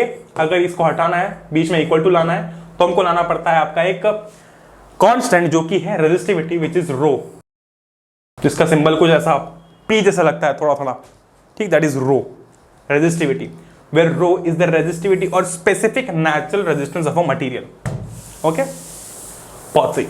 अब देखो तुम्हारे सामने रेजिस्टिविटी और रेजिस्टेंस दो टर्म्स आ गई हैं। अब इन दोनों में कुछ ना कुछ तो डिफरेंस है, क्योंकि हम रेजिस्टिविटी को डिनोट करते हैं रो से, रेजिस्टेंस को डिनोट करते हैं आर से, है ना। रेजिस्टेंस की हमने बात की थी कि इट इज दी जो अपोजिशन ऑफर किया जा रहा है। रेजिस्टिविटी क्या है? रेजिस्टिविटी इज द रेजिस्टिविटी और स्पेसिफिक नेचुरल रेजिस्टेंस। तो अभी हम उसकी बात कर रहे थे कि इन दोनों में डिफरेंस क्या है, ठीक है, इन दोनों में डिफरेंस क्या होता है। हमने बात कर ली थी रेजिस्टेंस की, रेजिस्टिविटी की क्या होते हैं, ठीक है। रेजिस्टिविटी हमने बात की थी कि it is the specific natural resistance. अब जब नेचुरल ये शब्द आ रहा है, हमको एक चीज समझनी पड़ेगी यार कि कहीं ना कहीं इसका मटेरियल से कुछ ना कुछ जो है वो रिलेशन होगा। अब पहले यार रेजिस्टेंस वर्सेस रेजिस्टिविटी के बीच में जब हम डिफरेंस देखेंगे तो पहले मैं तुमको इन दोनों की डेफिनेशन समझाता हूं, उसके बाद फिर हम आने वाले कि एक्चुअल डिफरेंस क्या है जो तुम्हें समझना चाहिए। थ्योरेटिकली चीजें कुछ और लिखी होती है बुक में, ये लिखा हुआ है वो लिखा हुआ है, मतलब नहीं उनसे। हमें मतलब ये है कि यार क्यों अलग होते हैं, वो तो सब टेक्स्ट बेस्ड चीजें हैं, वो तो हमको वैसे भी रट नहीं होती है, क्योंकि एट द एंड जब कोई चीज समझ नहीं आती तो हम रटते हैं, है ना। लेकिन जो बेसिक आइडिया है रेजिस्टेंस और रेजिस्टिविटी का, वो बहुत सारे लोग समझ ही नहीं पाते हैं। इसके कारण हम रेजिस्टिविटी और रेजिस्टेंस में हमेशा कंफ्यूज रहते हैं, लेकिन हम अभी देखने वाले हैं, ठीक। देखो जरा, दोनों के बीच का डिफरेंस यहां पर साफ साफ लिखा हुआ है। The electrical resistance of an object is the measure of its opposition to the flow of electric current. यानी कि यार एक मेजर की यार एक कहां गया वायर, कहां गई measure of of an object. यार कोई भी ऑब्जेक्ट यार, कोई भी ऑब्जेक्ट एक उसका एक मेजर कि भाई साहब ये कितना अपोज कर सकता है करंट के फ्लो को, ठीक है। एक मेजर, ध्यान रखो ये शब्द को, measure. It is the measure of an object, है ना, कि भाई साहब ये पर्टिकुलर जो वायर है या फिर ये जो ऑब्जेक्ट है, ठीक है, ये करंट की फ्लो को कितना अपोज कर सकता है, उस चीज का मेजर, ठीक है। ग्रेट। जैसे कि हम बोलते हैं ना कि ये इंसान कितनी देर तक भाग सकता है, देर तक भाग सकता है, ठीक है, तो वो एक मेजर है। Okay great. जब हम रेजिस्टिविटी की बात करते हैं तो रेजिस्टिविटी इज, मैं तुमको समझाऊंगा अभी ये चीज डिटेल में समझाऊंगा, चिंता मत करो। Resistivity is the characteristic property of the material by which it resists the amount of current through it. Resistivity का सीधा रिलेशन है मटेरियल से, कि वो पर्टिकुलर ऑब्जेक्ट किस मटेरियल का है, ठीक है, उस हिसाब से वो चीजों को रेजिस्ट करेगा। जब हम रेजिस्टिविटी की बात कर रहे हैं, मान लो कि कॉपर वायर है, ठीक है, मान लो कॉपर वायर है। अच्छा, अब कॉपर वायर, अब पढ़ते हैं क्या लिखा हुआ है। It is the characteristic property of the material, ठीक है। रेजिस्टिविटी क्या होता है? किसी भी मटेरियल की एक प्रॉपर्टी होती है कि बाय विच इट रेजिस्ट्स, ठीक है। कॉपर की एक स्पेसिफिक रेजिस्टिविटी होगी, स्पेसिफिक रेजिस्टेंस होगा, एल्यूमिनियम की रेजिस्टिविटी होगी, ठीक है। लेकिन जब हम बात करते हैं कि वो कितना अपोज करती है करंट के फ्लो को, वो रेजिस्टेंस में आता है। अब ये चीज तुम्हें क्लियर होने वाली है, पूरी क्लियर कट समझ में आने वाली है। देखो जरा पीछे चलते थोड़ा सा। मान लो कि ये एक वायर है, ये एक वायर है और इसके नीचे एक और वायर है, ठीक है। दोनों के बीच की दोनों की जो लेंथ है, ये जो लेंथ है सेम है, इसकी भी लेंथ L है ना। ये क्रॉस सेक्शन एरिया A है और इसमें भी क्रॉस सेक्शन एरिया जो है वो A है। यानी कि दोनों वायर की इन शॉर्ट जो लेंथ और जो क्रॉस सेक्शन एरिया है वो सेम है, ठीक है, वो क्या है, वो सेम है। अच्छा, अब मुझे एक बात बताओ, क्या इन दोनों के बीच का रेजिस्टेंस सेम होगा? क्या इन दोनों के बीच का रेजिस्टेंस सेम होगा? कैसे पता करेंगे? हमको ये चीज तब तक पता नहीं लगेगी जब तक हमें ये पता नहीं है कि इनका मटेरियल क्या है, ठीक है, इनका मटेरियल क्या है। क्यों? आप देखो जरा, R is equals to rho L by A, है ना। अगर मैं रेजिस्टेंस निकालना है तो मैं किन किन चीजों पर ध्यान देना है? रेजिस्टिविटी, लेंथ और एरिया। इन दोनों केसेस में लेंथ जो है वो सेम है, एरिया भी सेम है, लेकिन रेजिस्टिविटी का पता नहीं है। क्यों पता नहीं है? क्योंकि मटेरियल का पता नहीं है कि नहीं? लेंथ का पता है दोनों की सेम है, वापस सुनना, एरिया का पता है दोनों का सेम है, लेकिन हमको ये नहीं पता कि इन दोनों का मटेरियल क्या है। ठीक है, इन दोनों का मटेरियल क्या है। जब तक हमको ये चीज नहीं पता रहेगी तब तक हम लोग रेजिस्टेंस क्या है ये नहीं बता सकते, रेजिस्टेंस सेम है या नहीं ये नहीं बता सकते। अच्छा, अब मुझे एक बात बताना, कमेंट करके बताना, बेसिक सी चीज है कि अगर ये दोनों वायर कॉपर की हैं उस केस में क्या दोनों के केस में रेजिस्टेंस सेम होगा या फिर नहीं होगा। ठीक है, अगर ये दोनों वायर कॉपर की यानी कि दोनों सेम मटेरियल की है, ध्यान देना मैं क्या बोल रहा हूं, सेम मटेरियल की है, कॉपर की है, तो उस केस में तुम्हें मुझे ये बताना है यार रेजिस्टेंस सेम होगा या फिर नहीं होगा। अच्छा अच्छा, ठीक, यहां पर हमने बात कर ली कि रेजिस्टेंस सेम है या फिर नहीं है। ओके, अब हम बात करने वाले रेजिस्टिविटी की। अच्छा, मान लो यार, मान लो कि ये एक वायर है और ये एक वायर, हम साफ साफ देख सकते हैं कि दोनों वायर की जो लेंथ है इसमें क्या है, फर्क है। दोनों वायर्स की जो लेंथ है इसमें फर्क है। अच्छा, R is equals to rho L by A, है ना, ये पहली वायर के लिए, दिस इज फॉर वायर 1, और R is equals to rho L by A, this is for wire L2 ले लो, A2 ले लो, वायर 2। ठीक, ग्रेट। रेजिस्टेंस दोनों का वैसे ही अलग होना है, क्यों, क्योंकि दोनों की लेंथ अलग है। लेकिन मैंने अभी तक तुमसे मटेरियल की बात नहीं की है, अभी तक मैंने मटेरियल की बात नहीं की। अगर मैं ये बोलता हूं कि दोनों ही वायर कॉपर की हैं, ठीक है, तब तुम क्या बोलोगे कि दोनों की रेजिस्टिविटी सेम है। दोनों की रेजिस्टिविटी सेम है, क्यों, क्योंकि दोनों वायर कौन से मटेरियल की है, कॉपर की है। तो दोनों की रेजिस्टिविटी, रो की जगह पर हम जो भी रेजिस्टिविटी होगी वो पुट करेंगे, वो यहां पर भी वही पुट करेंगे और यहां पर भी वही पुट करेंगे, वो जो वैल्यू होगी। क्यों, क्योंकि दोनों कॉपर वायर हैं।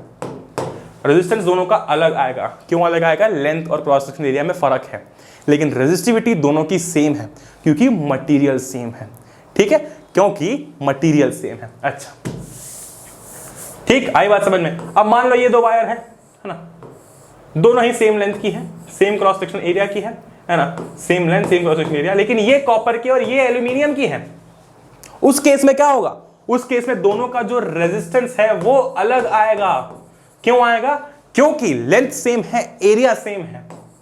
इधर लिखता हूं, लेंथ सेम है, एरिया सेम है, लेकिन रेजिस्टिविटी में फर्क है। एल्यूमिनियम की रेजिस्टिविटी कुछ और होगी, कॉपर के लिए कुछ और आंसर आएगा। ठीक, तो ये रेजिस्टेंस और रेजिस्टिविटी का बेसिक फर्क होता है, यही सबसे मेन चीज होती है। इसके बाद जो भी तुम पढ़ोगे वो सब टेक्स्ट बेस्ड चीज है। ठीक है, तो एक टेबल भी तुमको देखने को मिल जाएगा, ये रहा। ठीक है, it depends upon the length, area, cross section, जैसे कि हमने बात की थी, है ना, and the nature of the material. Nature of the material वही रेजिस्टिविटी। जब तुम बात करोगे रेजिस्टिविटी की, it only depends upon the nature of the material. ये लो कि मटेरियल का नेचर क्या है, एल्यूमिनियम में तो कुछ और होगी, कॉपर में तो कुछ और होगी, आयरन में तो कुछ और होगी। ठीक है, ग्रेट। तुम भले सेम लेंथ सेम एरिया की दो अलग अलग मटेरियल की वायर ले लो, लेकिन रेजिस्टेंस में फर्क आएगा। क्यों आएगा, रेजिस्टिविटी अलग हो जाएगी। Okay, great. अच्छा, एक चीज बहुत इंपॉर्टेंट है, रेजिस्टिविटी की जो ऐसा यूनिट होती है वो ओम मीटर होती है। ठीक, ये चीज प्लीज ध्यान रखना, ओम मीटर होती है, जैसे हमने ओम देखी थी ना, वैसे इसकी ओम मीटर होती है। ओके, बहुत बढ़िया, ग्रेट। आगे बढ़ेंगे। अब हम बात करने वाले सीरीज और पैरेलल कॉम्बिनेशन की। ये यार सबसे आसान चीज होती है, अगर तुम पूरे चैप्टर में बोलोगे सबसे आसान क्या है तो वो ये है। ठीक है, इसमें कॉम्बिनेशन होते हैं रेजिस्टेंसेस के। मान लो कि हम जैसे कि देखते हैं ना, अगर मान लो कि तुमने मैं कैसे इसको एक्सप्लेन कर सकता हूँ, कोई चीज़ है, बहुत सारी चॉकलेट्स तुम्हारे पास में, ठीक है, बहुत सारे डेयरी मिल्क तुम्हारे पास में।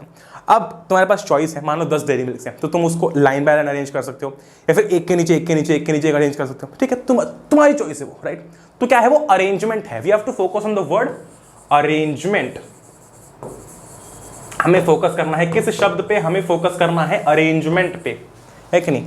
सिमिलरली यार रेजिस्टर्स, ठीक है, जो रेजिस्टर्स होते हैं इनका अरेंजमेंट कैसे किया गया है, किस तरीके से किया गया है, वो हमें समझ में आता है सीरीज और पैरेलल्स।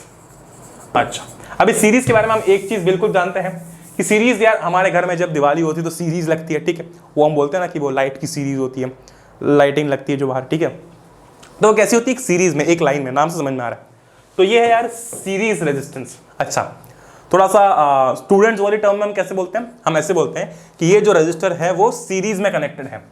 वो किस में कनेक्टेड है, सीरीज में कनेक्टेड है। क्यों, क्योंकि एक के बाद एक के बाद। ये वोल्ट मीटर है यार, इसको भूल जाओ, ये अलग चीज होती है, इसको तुम अभी नहीं देखोगे तो भी चलेगा, अभी मत देखो, अभी सिर्फ तुम इस पर फोकस करो, R1 R2 और R3, ठीक है।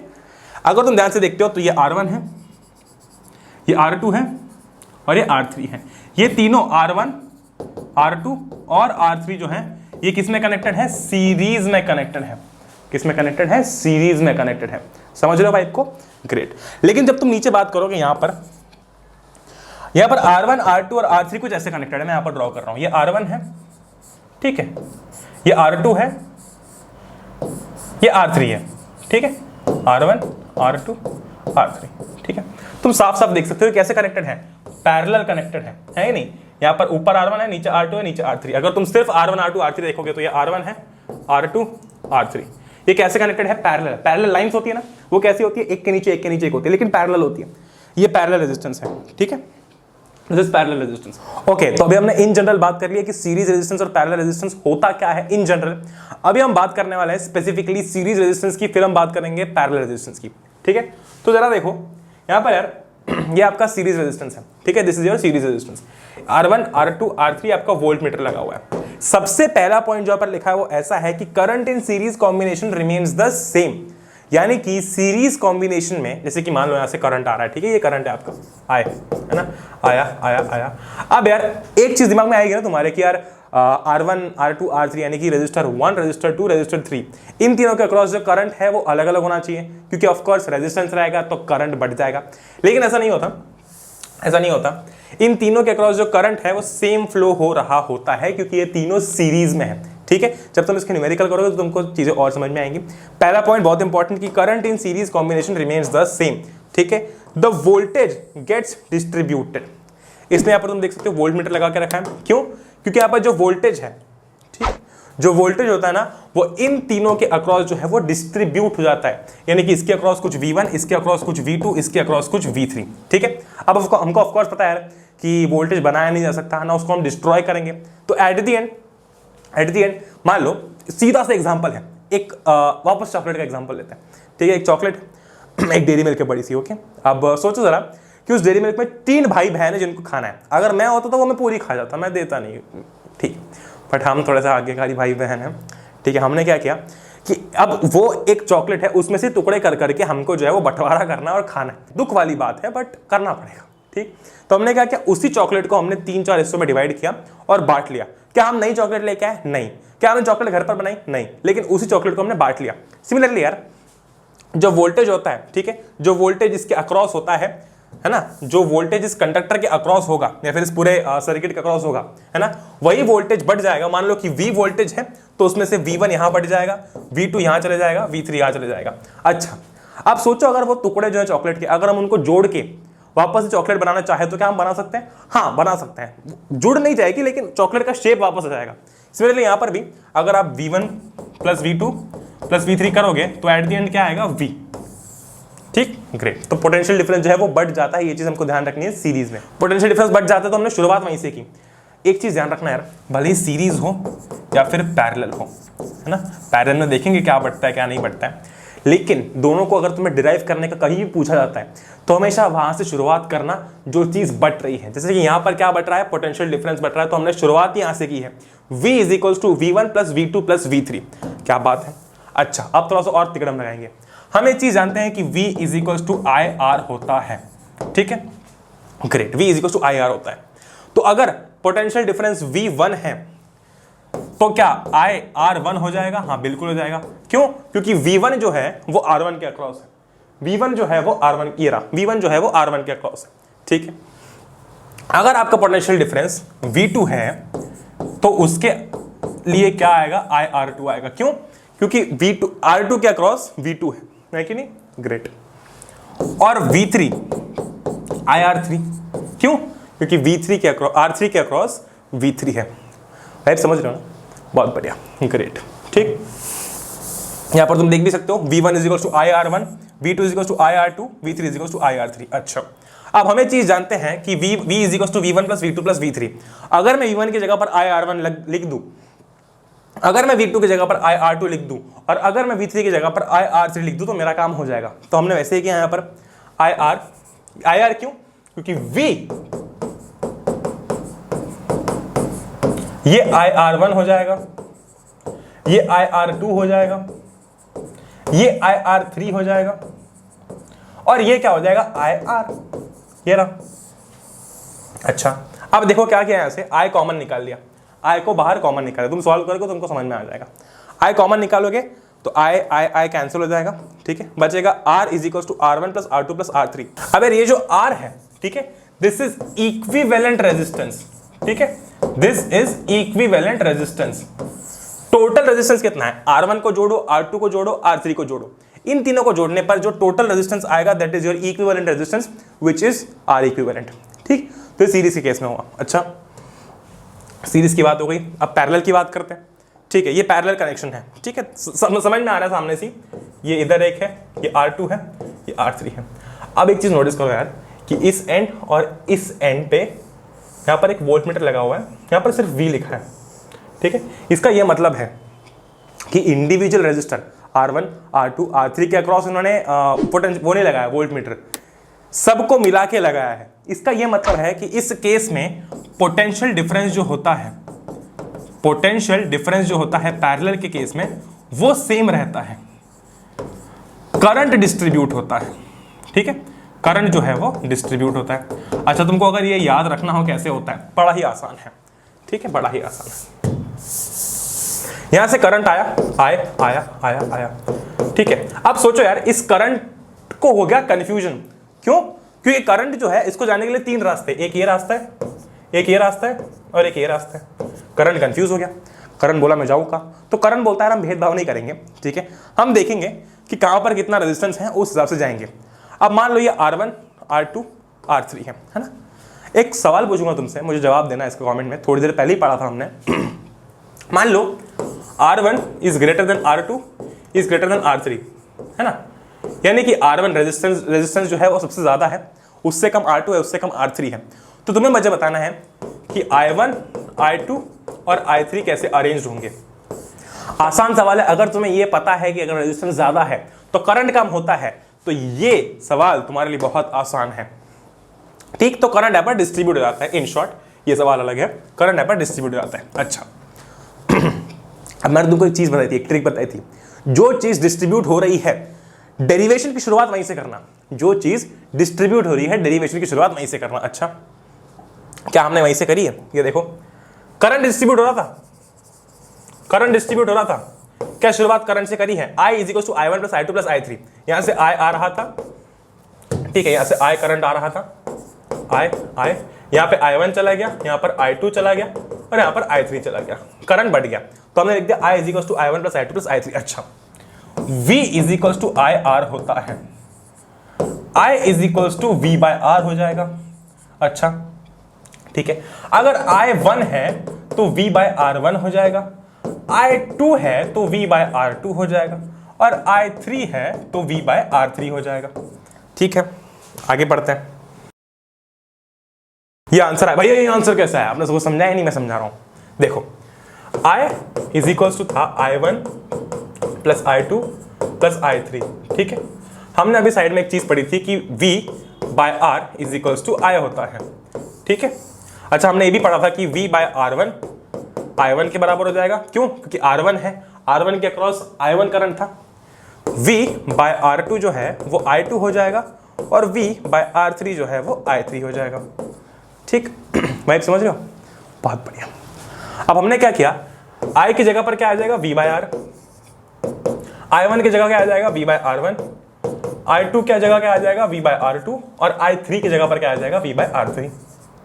अच्छा V 1 by R plus V 1 by R1 plus 1 by R2 plus 1 by R3। क्या किया मैंने यहाँ पर, V को कॉमन निकाल दिया, V से V कैंसिल, V से V cancel, 1 upon R equivalent आ जाएगा तुम्हारा 1 by R1 plus 1 by R2 plus 1 by R3 के बराबर, ठीक है। अच्छा अब यार मैं तुमको बहुत ही इंपॉर्टेंट चीज़ बताने वाला हूँ, बहुत बहुत ज़्यादा इंपॉर्टेंट है। वो कुछ ऐसी है यार कि हमें पता है कि 1/r इक्विवेलेंट जो होता है वो होता है 1/r1 प्लस 1/r2 और प्लस 1/r3, है कि नहीं? ग्रेट, बहुत बढ़िया। अब मैं एक सवाल दे रहा हूं, वो सवाल कुछ ऐसा है, सिंपल सवाल है।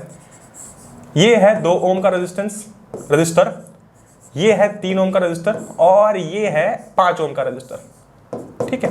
अच्छा, हमें पूछा गया कि R इक्विवेलेंट कितना है निकाल के बताओ। R इक्विवेलेंट कितना है निकाल के बताओ, यानी कि टोटल रेजिस्टेंस कितना है। पैरेलल में है तो हम ये वाला फॉर्मूला लगाएंगे, क्या हो जाएगा 1/R equivalent is equals to 1/R1, R1 कितना है 2 ओम प्लस 1/R2, R2 कितना है 3 ओम और R3 कितना है 5 ओम, ठीक है। इसका एलसीएम लेंगे, इसका अगर हम एलसीएम लेने जाएंगे तो ये एलसीएम कुछ गड़बड़ा जाएगा, तो एक काम करते हैं यहाँ पर 2 ओम ले लेते हैं।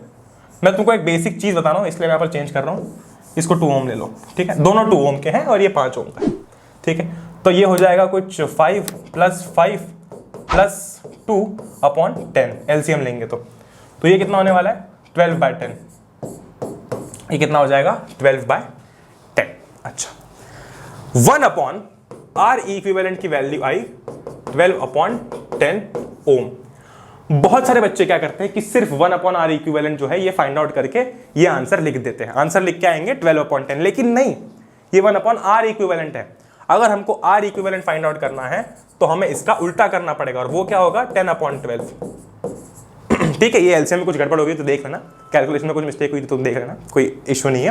बट मुझे तुम्हें ये बताना था, आंसर ये नहीं है, आंसर ये है, ठीक। बहुत सारे लोग यहाँ पर छोड़ के आते हैं लेकिन आंसर ये होता है, ओके, बहुत बढ़िया।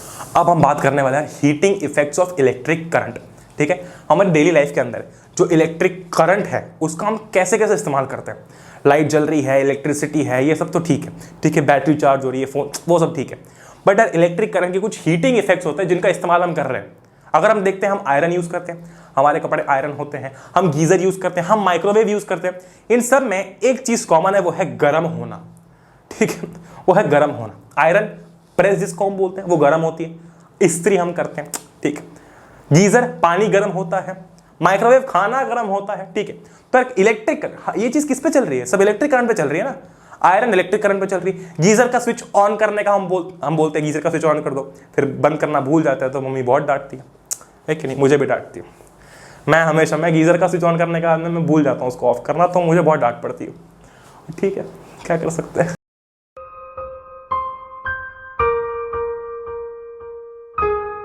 ओके, तो heating effect of electric current. अच्छा, अब इसका थोड़ा सा मैथमेटिकल टर्म में देख लेते हैं क्या होता है। होता यह है कि kinetic energy gets converted into potential energy. ये बहुत ज्यादा बड़ा डोमेन है, तुम कह सकते हो। ये जो टॉपिक है पोटेंशियल एनर्जी है वो काइनेटिक एनर्जी पोटेंशियल में कन्वर्ट हो जाती है। होता यह है ना कि एक्चुअल में काइनेटिक एनर्जी जो है वो हीट एनर्जी में कन्वर्ट हो रही होती है। कैसे? मान लो कि इलेक्ट्रॉन्स जो है वो आते हैं, इसका मेन कारण है रेजिस्टेंस। आपके जो इलेक्ट्रॉन्स होते हैं, है ना, इलेक्ट्रॉन्स आते हैं और वो टकरा जाते हैं, है ना, वो टकराते हैं। अच्छा, अब इलेक्ट्रॉन्स कौन सी एनर्जी पोजेस कर रहे थे? Kinetic energy. जब वो एक कंडक्टर में फ्लो होते हैं तो वो कौन सी एनर्जी पोजेस करते हैं? Kinetic energy. अच्छा, वो बीच में कुछ तो भी रेजिस्टेंस आया उनके लिए, कुछ भी आया जिससे वो टकरा गए, है ना। अब ऐसा नहीं कि कंकड़ पत्थर है उसके अंदर, जो उस कंडक्टर में होंगे वही आया, है ना, तो उससे टकरा गया, है ना। अब हमको एक पता है यार कि एनर्जी मास इनको क्रिएट नहीं किया जा सकता, ना इनको डिस्ट्रॉय किया जा सकता है, सिर्फ एक फॉर्म से दूसरे फॉर्म में कन्वर्ट किया जा सकता है। अच्छा, अब यहाँ पर यार एक चीज लिखी हुई है, W = V × Q। हमें पता है कि V = W/Q होता है, इसको थोड़ा सा चेंज करके लिख दिया यहाँ पर। ओके, अच्छा, अब यार Q की जगह पर, अगर Q की जगह पर देखोगे तो I × T लिख रखा है। क्या Q I × T होता है? देख लेते हैं, ऐसे हमेशा वेरीफाई किया करो। Q की जगह पर I × T लिखा है। हम कोई भी चीज को किसी भी चीज से क्यों रिप्लेस करते हैं? या तो वो उससे बेटर होती है या उसके इक्वल होती है कि नहीं। अब इक्वेशन में अगर आप कोई भी चीज किसी भी चीज से रिप्लेस करते हो तो वो उसके इक्वल होती है, यानी कि Q जो है वो I × T के इक्वल होगा। अच्छा, Q/T I के बराबर होता है, हाँ, मतलब ये जो है ये इक्वल है इसके, ठीक है, लिख दिया यहाँ पर। ओके, अगर हम इसमें ओम्स लॉ अप्लाई करेंगे, तो V की जगह पर मैं क्या लिख सकता हूँ? V = IR होता है ना, तो मैं V की जगह पर IR लिख दूंगा। अच्छा, तो ये हो जाएगा W = I × R × I × T। इसका मतलब ये होने वाला है W = I² R T, और यहाँ पर हमने लिख दिया H, क्योंकि मैंने तुमको भी समझाया कैसे वर्क, तुमने पढ़ा होगा ना 9th में, कहीं ना कहीं तुमने पढ़ा होगा कि वर्क इक्वल्स टू एनर्जी, एक बहुत बड़ा थ्योरम टाइप होगा, ठीक है। वो चीज़ यहाँ पर हमने अप्लाई कर दी और वर्क की जगह पर हमने लिख दिया हीट, एच लिख दिया। भैया एच क्यों लिखा, वर्क तो एनर्जी के बराबर था, हम यहाँ पर हीट एनर्जी की बात कर रहे हैं, ठीक, हम यहाँ पर हीट एनर्जी की बात कर रहे हैं। यहाँ पर लिख दिया I²RT, खत्म बात। यहाँ पर क्या लिख दिया, लिख दिया I²RT, खत्म बात। ओके, इन शॉर्ट हमारा ये सब थ्योरी थी, हमें मतलब था सिर्फ इस चीज से, किससे, इस चीज से, इससे हमें मेन मतलब था, बाकी सब हमारे लिए सिर्फ थ्योरी वाला पोर्शन था। ये थ्योरी है, ये चीज इंपॉर्टेंट है समझना कि आया कहां से, क्योंकि गलती से कभी आप भूल गए फॉर्मूला तो आप इससे निकाल सकते हो, ठीक है। कुछ नहीं किया, सबसे पहला फॉर्मूला लिखा कि आपका पोटेंशियल डिफरेंस का क्या होता है, उसको कन्वर्ट कर दिया। यहाँ पर वर्क लिखा हुआ है, मतलब कन्वर्ट किया, तब ये VIT हो गया और आगे फर्दर कन्वर्ट कर दिया। तो हमारे पास में यार हीट का एक फॉर्मूला आ गया। क्या फॉर्मूला है वो, that formula is H is equal to I²RT, ठीक है। ये आपका हीट का फॉर्मूला हो गया। ओके, अब आगे बढ़ते हैं। अच्छा, जूल्स लॉ ऑफ हीटिंग की बात करते हैं, बहुत इंपॉर्टेंट है। जो हमने फॉर्मूला भी डिराइव किया, ठीक है, यही फॉर्मूला है हमारे जूल्स लॉ ऑफ हीटिंग का, ठीक है। कैसे देखते हैं, heat generated in a conductor is directly, ये जूल्स लॉ कहता है, ठीक है, ये जूल्स लॉ कहता है कि heat generated in a conductor, heat generated in a conductor is directly proportional to square of the current flowing, resistance and time for which the current passes. हमारा formula है, तुम आधे से ज्यादा लॉस तो फॉर्मूला से ही एक्सप्लेन कर सकते हो। ये देखो, H is equal to I²RT, Joule's law of heating states that heat generated in a conductor is directly proportional to square of the current flowing through it, resistance, time for which the current flows। Formula में सब कुछ है भाई, सब formula के अंदर ही सब कुछ है, और क्या चाहिए, ठीक। ये हो गया आपका Joule's law of heating, खत्म। अच्छा, आगे बढ़ेंगे, आगे बढ़ेंगे। Practical applications of heating effect of electric current. यार हमको पता है हमारे घर में आयरन होती है, ठीक, हमने देखा है बल्ब होता है, बल्ब हमने सुना है ना गर्म है, वो बल्ब जो है वो गर्म है, हाथ में लगा, क्यों, उसी के कारण तो लाइट एमिट हुई है, ठीक। हीटर, सब चीजें किससे कनेक्टेड है, एक पावर सोर्स से कनेक्टेड होती है जहां से करंट आ रहा होता है, ठीक। आयरन भी, बल्ब भी, हीटर भी, गीजर भी, माइक्रोवेव भी, ठीक है। इसका एक डिटेल एक्सप्लेनेशन आपके एनसीईआरटी में दिया हुआ है, तो उसको एक बार रीड कर लेना, ताकि अगर एग्जाम में हमें थ्योरी में कभी ये पूछ लिया गया तो हम वही के वही छाप सकते हैं। बाकी तुमको प्रैक्टिकल नॉलेज तो है कि कैसे ये चीजें जो है वो यूज होती हैं। ओके, ग्रेट, आगे बढ़ेंगे और अब बात करते हैं पावर की। What is power, work done per unit time. जैसे कि हम बात कर रहे थे ना, rate of flow of charge, rate of flow of charge, वैसे यहां पर क्या है यार, work done per unit time is called power, ठीक। Work done per unit time is called power. Okay, तो अब सीधा सा फॉर्मूला जब बोल दिया है, वर्क अपॉन टाइम हो जाएगा, है कि नहीं। पावर क्या हो जाएगा, वर्क अपॉन टाइम हो जाएगा, क्यों, क्योंकि it is the work done per unit time, ये लिखा है यहाँ पर। अच्छा, तो अब हमने P = W/T लिख दिया। अच्छा, अब हमें चीज जानते हैं, थोड़ी देर पहले पढ़ के आए थे कि W जो है वो VIT के बराबर था, ठीक है। अभी थोड़ी देर पहले हमने देखा था कि W जो था वो VIT के बराबर था, तुम पीछे रिवाइंड करके देख सकते हो, ठीक है। ग्रेट, ओके, बहुत ही बढ़िया। अच्छा, तो इसका मतलब ये हो गया कि मैंने W की जगह पर लिख दिया VIT, क्योंकि ये इसके बराबर है इसलिए लिखा है, अपॉन नीचे T है। अच्छा, T से T कैंसिल हो जाएगा, P = VI। ये मेरे पास में यार सबसे पहला फॉर्मूला आ गया है पावर का, ठीक है। ये चीज प्लीज ध्यान रखना कि P = VI जो होता है ना, ये आ गया मेरे पास में फर्स्ट फॉर्मूला, पहला फॉर्मूला किस चीज का, पावर का। Okay, great. अच्छा, ओके, यहां पर थोड़ी सी गड़बड़ है, मैं यहां पर लिख देता हूं, ये एक्चुअली ऐसा लिखा हुआ है। हमने अभी थोड़ी देर पहले ये भी देखा था, थोड़ी देर पहले ये भी देखा था कि यार W जो आया था हमारा वो I²RT के बराबर आया था, जहां पर फिर हमने W को H से रिप्लेस करके ये लिख दिया था, ठीक है। लेकिन आया तो हमारा यही फॉर्मूला था ना, W = I²RT। तो अब हमने क्या किया है, W की जगह पर हम क्या लिखना है, W की जगह पर हम लिखने वाले हैं I²RT। मैं तुमको पूरा लिख के बताता हूँ, यहाँ पर थोड़ा सा गड़बड़ हो गया है, लिख के बता रहा हूँ मैं। देखो, W किसके बराबर है, हमारा वर्ग जो है वो I²RT के बराबर हो जाएगा, ठीक, क्योंकि हमने थोड़ी देर पहले भी देखा था कैसे आया था, तुम रिमाइंड करके देख सकते हो। अच्छा, तो पावर = क्या हो जाएगा, I²RT/T। क्यों, क्योंकि पावर जो है वो वर्क अपॉन टाइम के बराबर है। ओके, टी से टी हो जाएगा कैंसिल, पावर का एक और फॉर्मूला हो गया आई स्क्वायर आर, ये रहा आई स्क्वायर आर। ठीक है, पावर का एक फॉर्मूला हो गया था वी आई, पावर का दूसरा फॉर्मूला आ गया आई स्क्वायर आर। अच्छा, पावर का एक और फॉर्मूला निकलेगा, पावर का एक और फॉर्मूला लिखनेगा and that is P is equals to V square by R, P is equals to V square by R. वो कैसे निकलेगा को समझाता हूँ, वो भी कैसा निकलेगा देखो। अच्छा, ये हो गया यहाँ पर, तो हो गया हमारा। ओके, थोड़ी देर पहले हम ये देख के आए थे, थोड़ी देर पहले हमने ये देखा था कि यार P जो था हमारा जो वर्क था वो VIT के बराबर था, है कि नहीं, VIT के बराबर आया था, इतना हमने डिराइव कर लिया था। अब यार अब देखो V is equals to I R होता है, ठीक है, V is equals to I R होता है। अगर मैं V by R is equals to I लिख दूँ तो कोई दिक्कत, कोई दिक्कत नहीं है ना, कोई भी दिक्कत नहीं। अब एक काम करो, I V बाय आर के बराबर आया तो यहां पर इस I की जगह पर V बाय आर लिख दो, लिख दिया मैंने, V इंटू आई की जगह पर V by R into T. ठीक, ये कितना हो जाएगा, W is equals to V square R into T. ठीक है, तो मेरे पास वर्क का एक और फॉर्मूला आ गया। अब आ जाओ वापस से पावर पे। ठीक है, पावर क्या होता है, वर्क अपॉन टाइम। पावर क्या होता है, वर्क अपॉन टाइम। अच्छा, P इज इक्वल्स टू हो जाएगा work V square by R into T upon T. ठीक है, V square by R into T upon T. जब इसको तुम काटोगे सब कुछ होगा तो आंसर आएगा P is equals to V square by R. Okay, ये रहा P is equals to V square by R, ये हो गया तीसरा फॉर्मूला।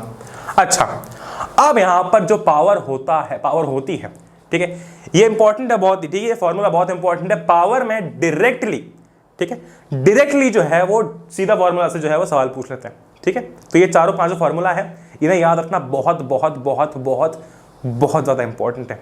ठीक है ना। अच्छा, एक और फॉर्मूला यार जो कि हमने देखा है यहाँ पर V स्क्वायर बाय आर, एक है आई स्क्वायर आर और एक है वी आई। ये तीनों फॉर्मूला प्लीज याद रखना, क्योंकि अच्छा भैया ये तीन तीन अलग अलग फॉर्मूला क्यों है। हो सकता है किसी क्वेश्चन में तुम्हें सिर्फ करंट और रेजिस्टेंस के बेस पे पूछ लिया जाए कि पावर क्या है, तब तुम ये फॉर्मूला लगा दोगे। हो सकता है किसी क्वेश्चन में तुम्हें कहा जाए कि पोटेंशियल डिफरेंस है, ये करंट है, पावर बताओ, तो हमने ये फॉर्मूला लगा दिया। हो सकता है कि किसी क्वेश्चन में सिर्फ पोटेंशियल डिफरेंस और रेजिस्टेंस बताया गया है, तो हमने ये फॉर्मूला लगा दिया।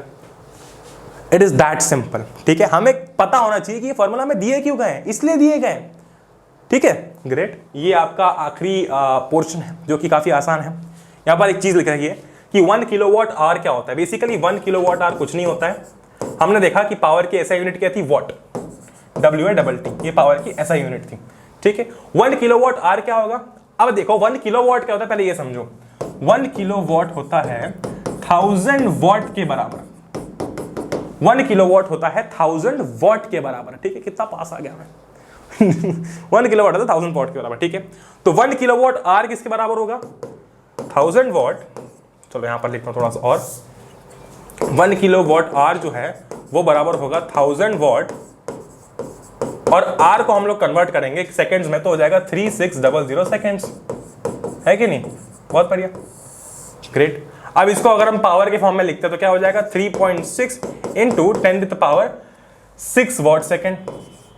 अच्छा भैया पावर में कैसे लिखा, तुम सोचो ना, 1 2 3 4 5 जीरो तो ये हो गए और एक पॉइंट वाला जीरो। ओके, वॉट सेकेंड है, इसको हमने लिख दिया जूल, जूल। तो बस इसी के साथ साथ आपको जो चैप्टर है वो समाप्त होता है। ठीक है, इस चैप्टर में और कुछ भी नहीं है, आई गेस ये खत्म हो चुका है। हाँ, इस चैप्टर में और कुछ भी नहीं है। अच्छा, कुछ भी नहीं है का मतलब ये बिल्कुल भी नहीं होता है कि आप एनसीईआरटी खोल के नहीं पढ़ोगे। एनसीईआरटी पढ़ना बहुत इंपॉर्टेंट है। एनसीईआरटी में क्या क्या मैंने तुमको दिखा दिया, समझा दिया। ओके, अब जब तुम एनसीईआरटी पढ़ोगे ना तो तुम्हारी एनसीईआरटी क्विकली हो जाएगी, क्योंकि तुमने सब पढ़ रखा है।